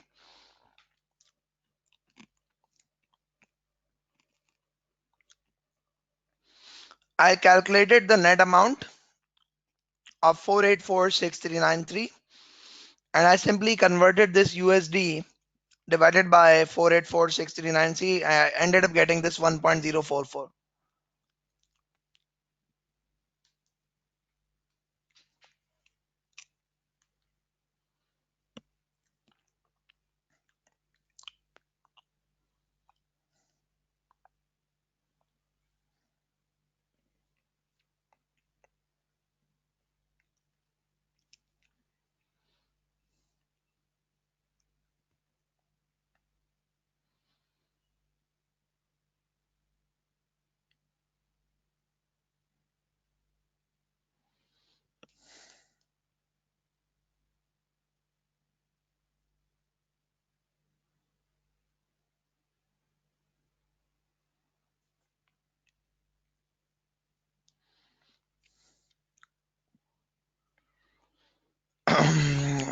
You're welcome, Shelly.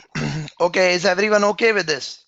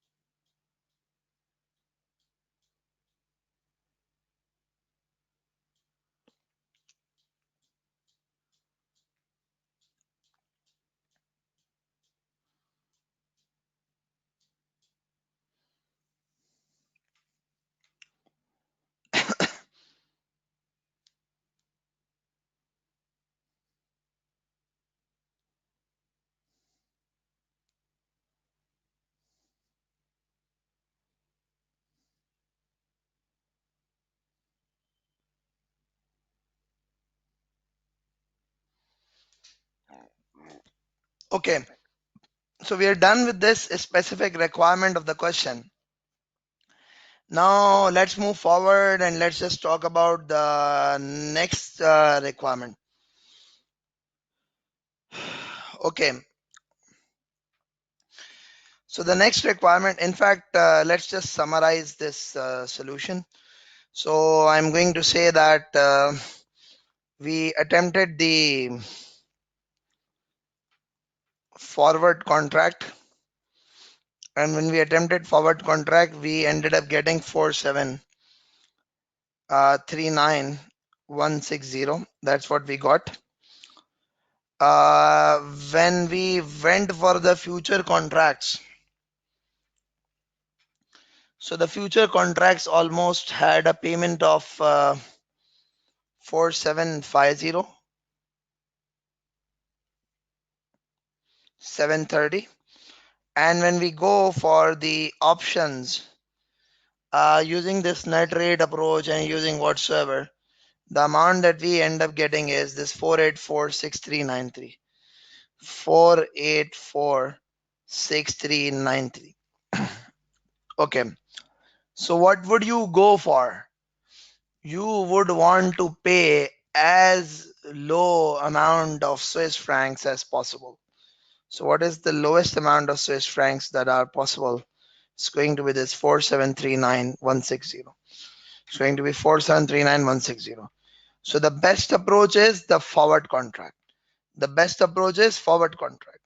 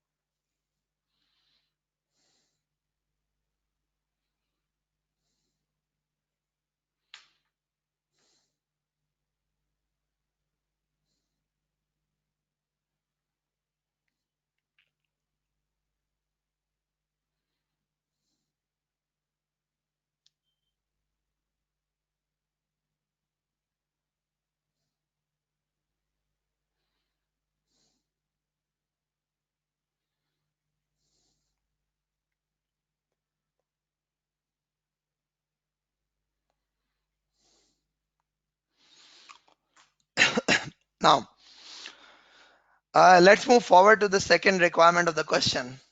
And what is the second requirement of the question? The second requirement of the question is, it says demonstrate how we could benefit from the swap offered by Peconia Bank. So this is a question which is based upon the swap. So first of all, I'm actually going to discuss about the swap, and then we will actually move forward.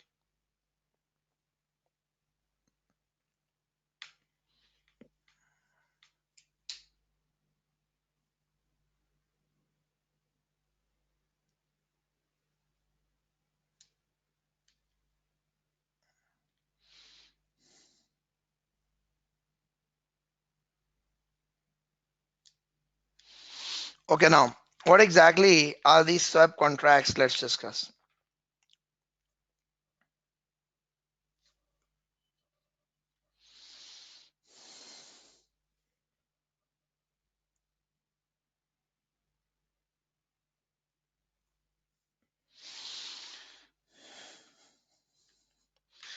A swap contract is basically a contract where you exchange one stream of cash flows with another. So what's a swap contract? A swap contract is a contract where you exchange one stream of cash flows with another stream of cash flows. So that is generally considered to be a swap contract. Now, if I talk about that, what do we mean by exchanging one stream of cash flow with another stream of cash flow? Hafiz Najibullah, if I take a break, then we will have to cut short the class, because then we won't have enough time left for the swaps. If you want, we can have a quick short 5 minutes break and then we can move forward. 5 minutes break, please.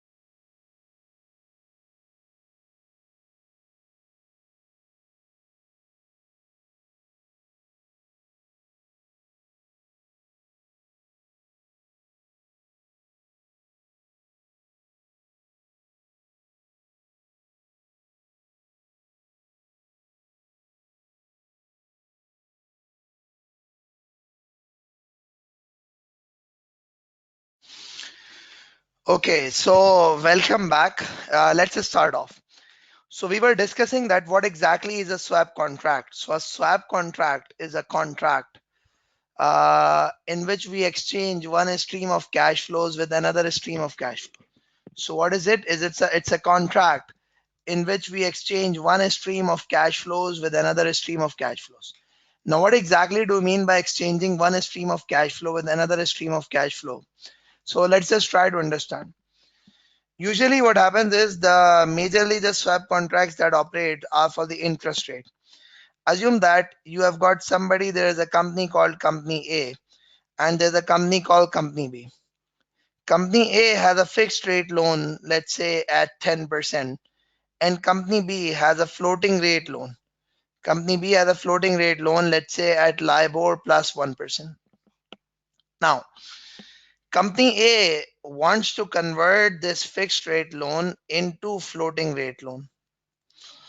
And company B wants to convert this floating rate loan into the fixed rate loan. Now, the problem that actually arises with these companies is that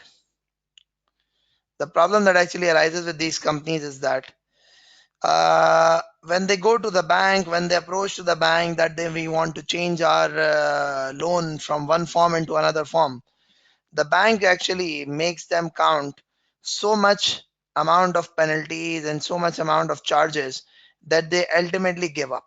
So what they do is that they ultimately give up. Now what next? So when they ultimately give up, then what actually happens next is that the next situation that actually happens is that these companies, they would prefer that we are better off borrowing the way we have borrowed.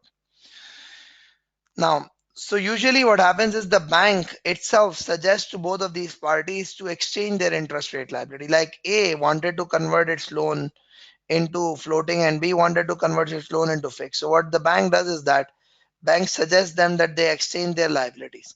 Now, how would they exchange their liabilities? They exchange their liabilities in such a way that A's liability of 10% is borne by B and B's liability of LIBOR plus 1% is borne by A.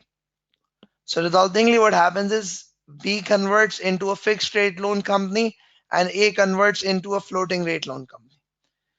So what is a swap contract? A swap contract is a contract whereby you exchange each other's liability, and one company, and a fixed to floating rate swap is a fixed rate loan company becomes a floating rate loan company and a floating rate loan company becomes a fixed rate loan company.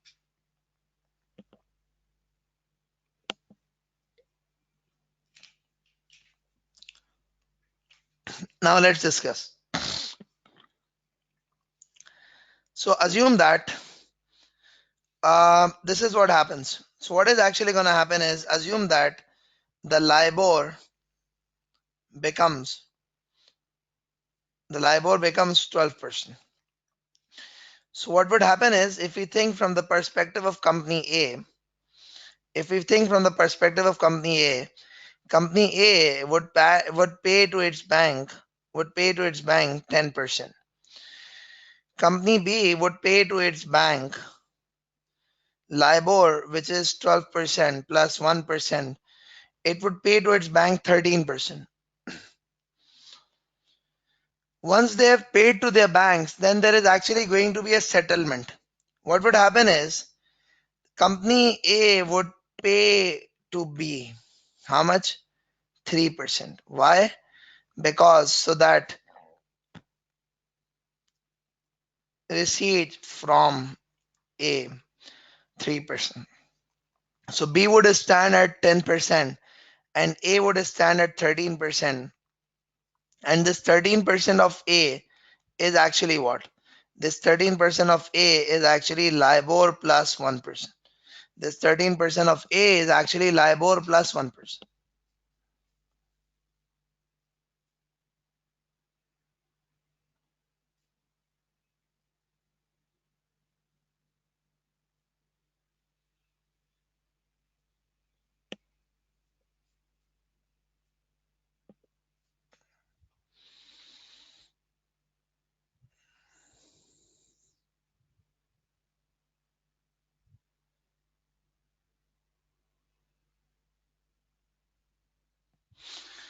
Okay, so this is the basic concept of swap. Now, okay, Ali Asandar, the second step is, first of all, they borrowed from their own bank, they settled their own bank, and then what happened is, originally the agreement was that the B was supposed to stand at a cost of 10% fixed, whereas it paid its banks 13%. So A will pay 3% to B.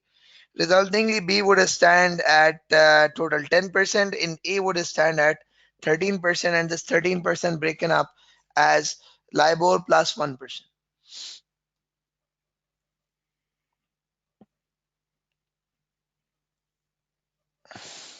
Okay, now what next is there?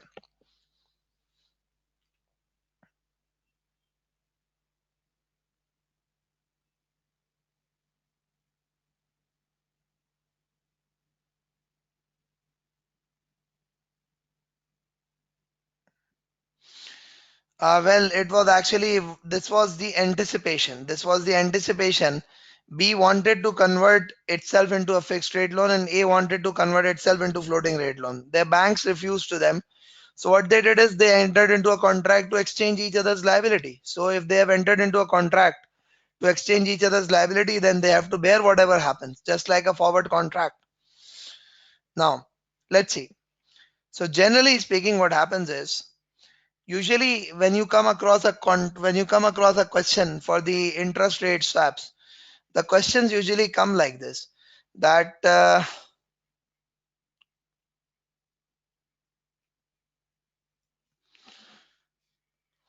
let's say there is a company called Company A and there's a company called Company B. Company A is being offered a fixed rate loan at 10%. I mean, both the companies are planning to borrow together. Company A is being offered a rate of 10%, and Company A is offered a floating rate of LIBOR plus 1%. And Company B is offered a fixed rate loan of 12%, and it is offered a floating rate loan of LIBOR. Now, now both the companies are deciding that they would actually borrow together, and whatever the savings are going to be there, they would share those savings equally with each other or whatsoever. Now let's assume what happens is that the difference between the fixed rate for both of them is 2%, and the difference between floating rate for both of them is 1%. I'm repeating it again. There are two companies, Company A and Company B. They have got various offers from the bank. Both the companies are deciding that they would borrow with a planned strategy such that they are able to save more.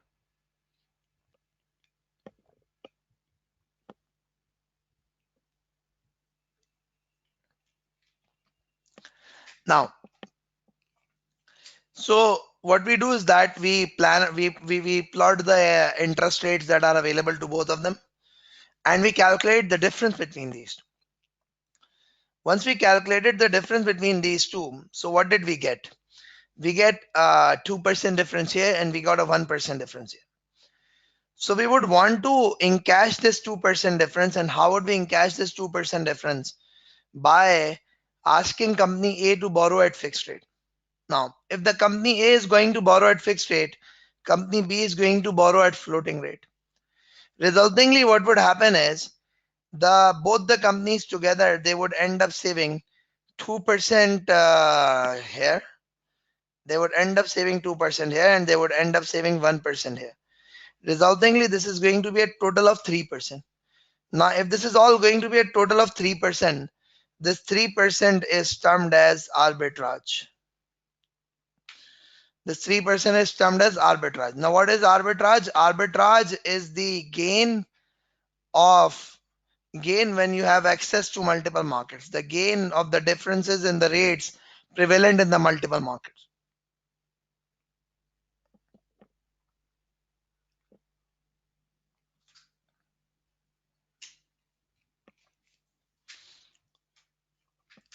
Okay, now there could be an arrangement between both of them that they are going to share this arbitrage.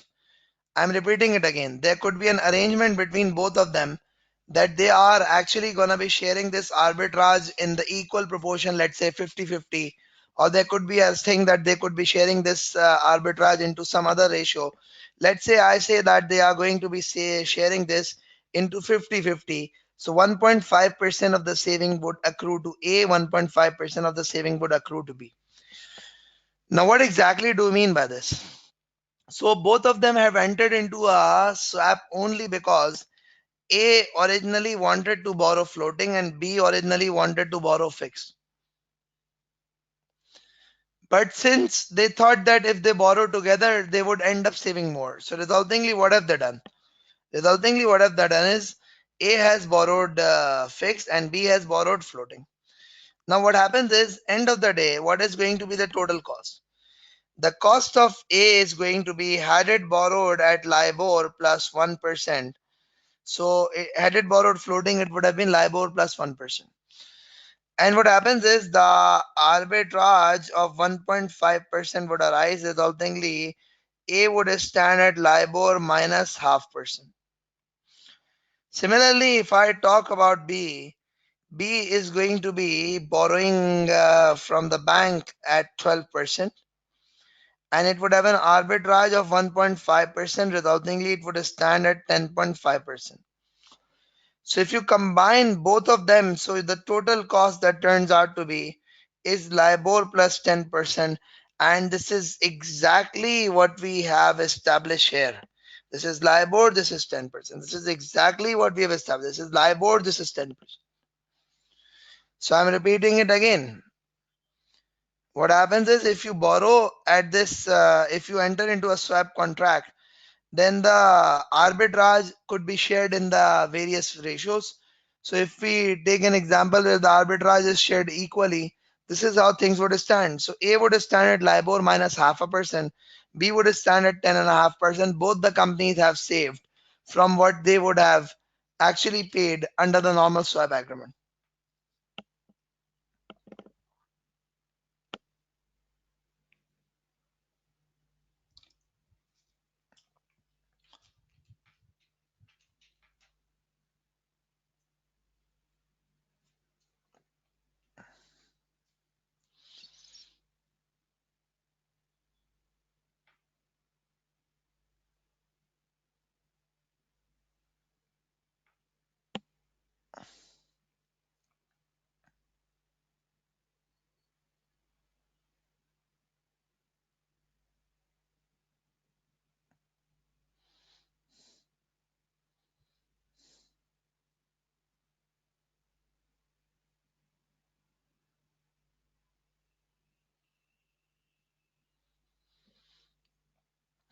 Okay, so this is one of the examples of the arbitrage. Now we would apply the same concept here in this specific question also. And what are we being told? It says an interest rate swap contract with the counterparty, where the counterparty can borrow at an annual floating rate on the yield curve rate plus 0.8% on an annual fixed rate of 3.8%. Peconia Bank would charge a fee of 20 basis points to act as an intermediary of the swap.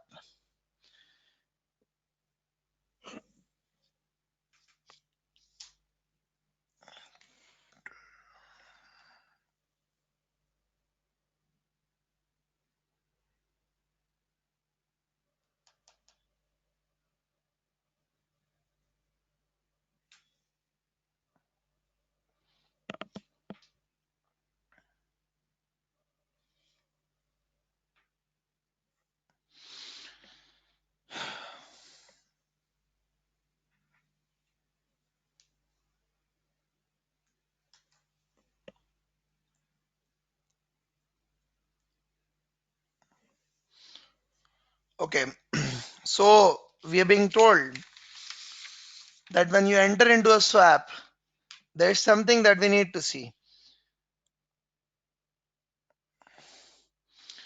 It says we have a CHF 60 million loan taken out to part fund the setting of 4 branches. Interest will be payable on the loan at 2.2% or a floating annual rate based on the yield curve rate of 0.4%. The principal amount would be repayable in full at the end of the 4th year. And the swap contract is such that an interest rate swap contract is being offered. what would happen in that swap contract is where the counterparty can borrow at annual floating rate of so and so, so and so, based on the yield curve of this. Peconia Bank would charge a fee of 20 basis point each to act as an intermediary of the swap. Both parties will equally benefit from the swap contract. So if we talk about the swap contract in this specific scenario, so what we actually need to do is that we need to talk about that how would both of these parties operate. Now see,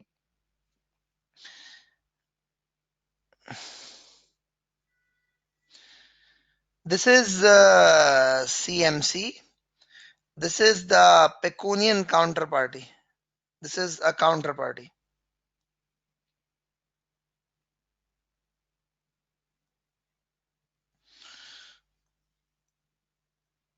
This is fixed rate. This is floating rate.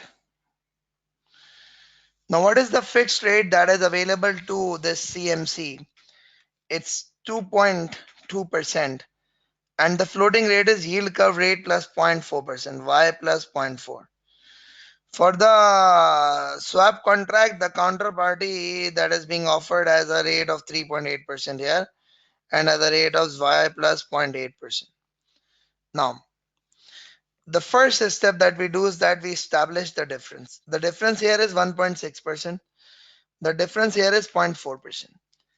So what we would try to do is that we would try to encash this difference of 1.6%, and for that they have to borrow at this and they have to borrow at this. So if this company, the counterparty would borrow at floating, resultingly we would pay a comparatively 0.4% higher amount. So resultingly the net arbitrage is going to be 1.2%, and if it is shared equally between both of them, so it's going to be 0.6% and 0.6%. I'm repeating it again. If one company borrows at fixed, the other has to borrow at floating. So if the other has to borrow at floating, then what is the amount that what is the rate? It's 0 plus 0.8. So that means we have a higher cost of 0.4%. So 1.6% is the saving, 0.4% is the extra cost, net is 1.2% saving. 0.6% would be allocated to CMC, and this is going to be allocated to counterparty. Now what next is there? So basically it says that you need to, the question's requirement was that you need to demonstrate how it could benefit from the swap offered by Peconia Bank. So how it could actually benefit is that it would borrow at fixed. If it would have borrowed at floating, it would have faced a rate of 0.y plus 0.4%. So there is actually going to be a savings of 0.6%, and there is actually going to be a bank commission of 0.2%.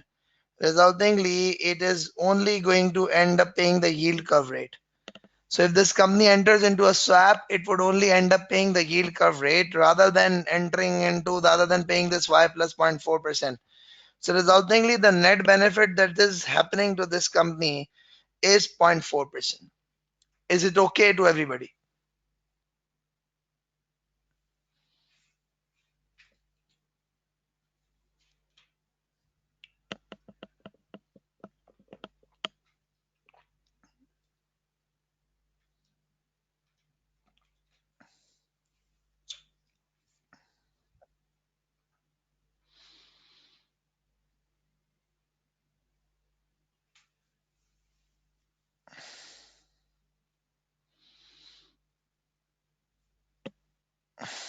Nabil, what is it that you didn't get?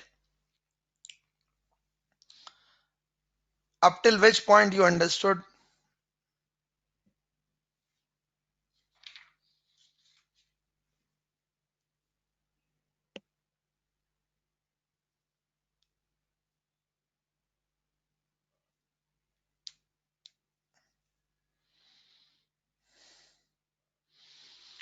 Okay, how 0.6? See, 1.2% is the gain. And when you've got 1.2% gain, it has to be shared equally. That's what is agreed. So if it has to be shared equally, Rao Tahir Zameen, okay. So you'll get it equally. That's why it's okay. So is everybody else okay?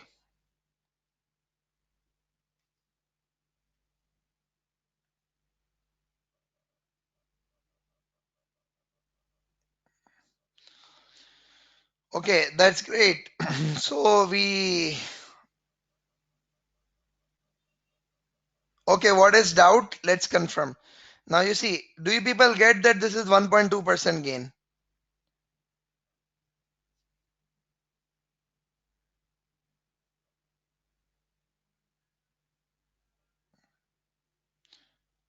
Okay, so it's 1.2% gain. It is to be split equally between both of them. So 0.6%.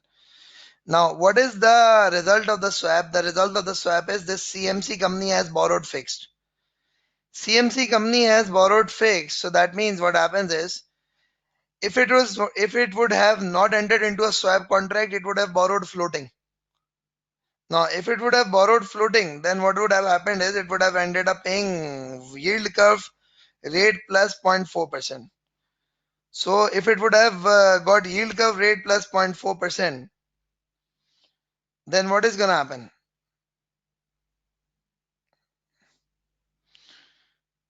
What is going to happen is there is actually going to be a saving of 0.6%. And after this saving, there is actually going to be a bank commission cost of 0.2% which you would pay. Resultingly, the net cost that you would bear is going to be the yield curve.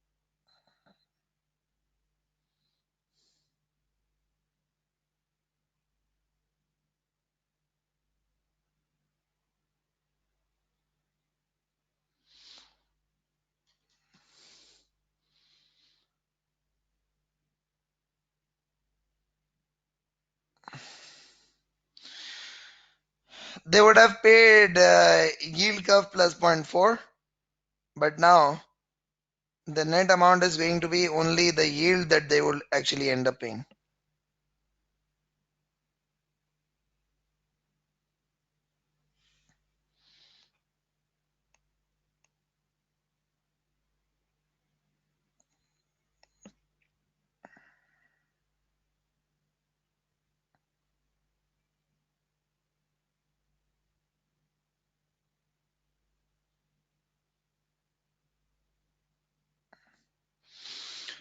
Okay, um, I think we're just gonna keep it till here. Um, Ali Hassan your counter, see the counter, just remember this thing. The counterparty will get 0.6% of the savings. If the counterparty would not have been there, this Coca Muka company would have borrowed at this Y plus zero point 0.4. But because of the counterparty, it ended up borrowing at this 2.2%, which is the fixed rate. And the counterparty borrowed at the floating rate of Y plus 0.8%. So what is going to be the net rate that is going to be applicable to this CMC company? The net rate is going to be the rate that it would have paid had there been no swap. So had there been no swap, the rate that they would have been paying would be Y plus 0.4%. So Y plus 0.4% less their share of savings, is the net cost. But then a 0.2% cost is to be paid to the bank as a commission. So resultingly the savings reduce. So you end up getting a rate of yield instead of yield plus 0.4%. That's what the overall story of this whole is. Do you get it now?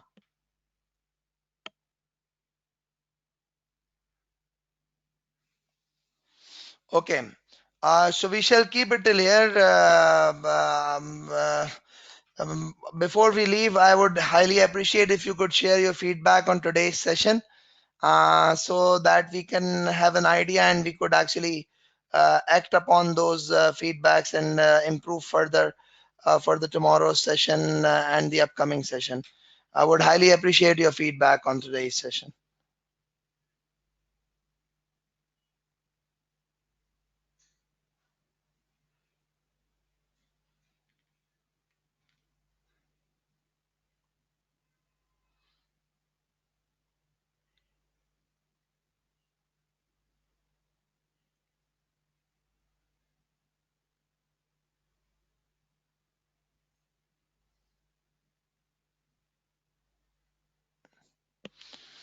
Thank you, Nabil. Thank you, Mohammed Sheikh. Tasneem, thank you very much. Ubadur Rahman, thank you.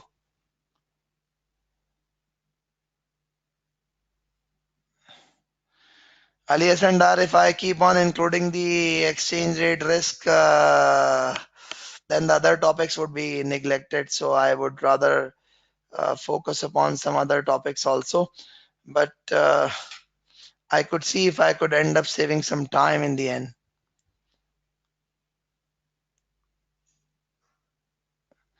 Kushal, I would suggest that you watch today's session again. Maybe if there are any issues that you are having, they could actually get reduced a bit.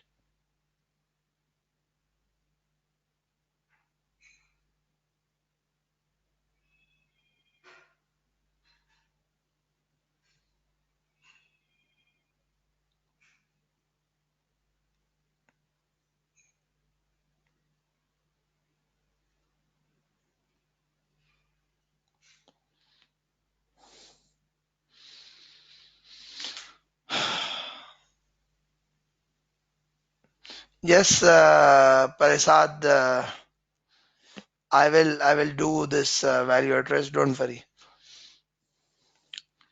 Okay, all right. Thank you very much, everybody, for your comments. Thank you very much for your time.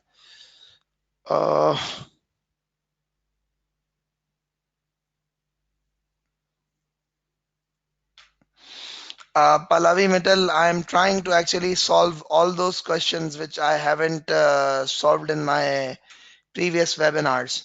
So, so basically, so that you have got a new bank of question and you could access my webinars. I mentioned in the start of today's session that the webinars that I have conducted have been this March 2018, June 2018, and December 2018. These are the three webinars that I have conducted. Ideally, if you could access these are all the webinars that I have conducted. So it would be very helpful for you for a revision thing.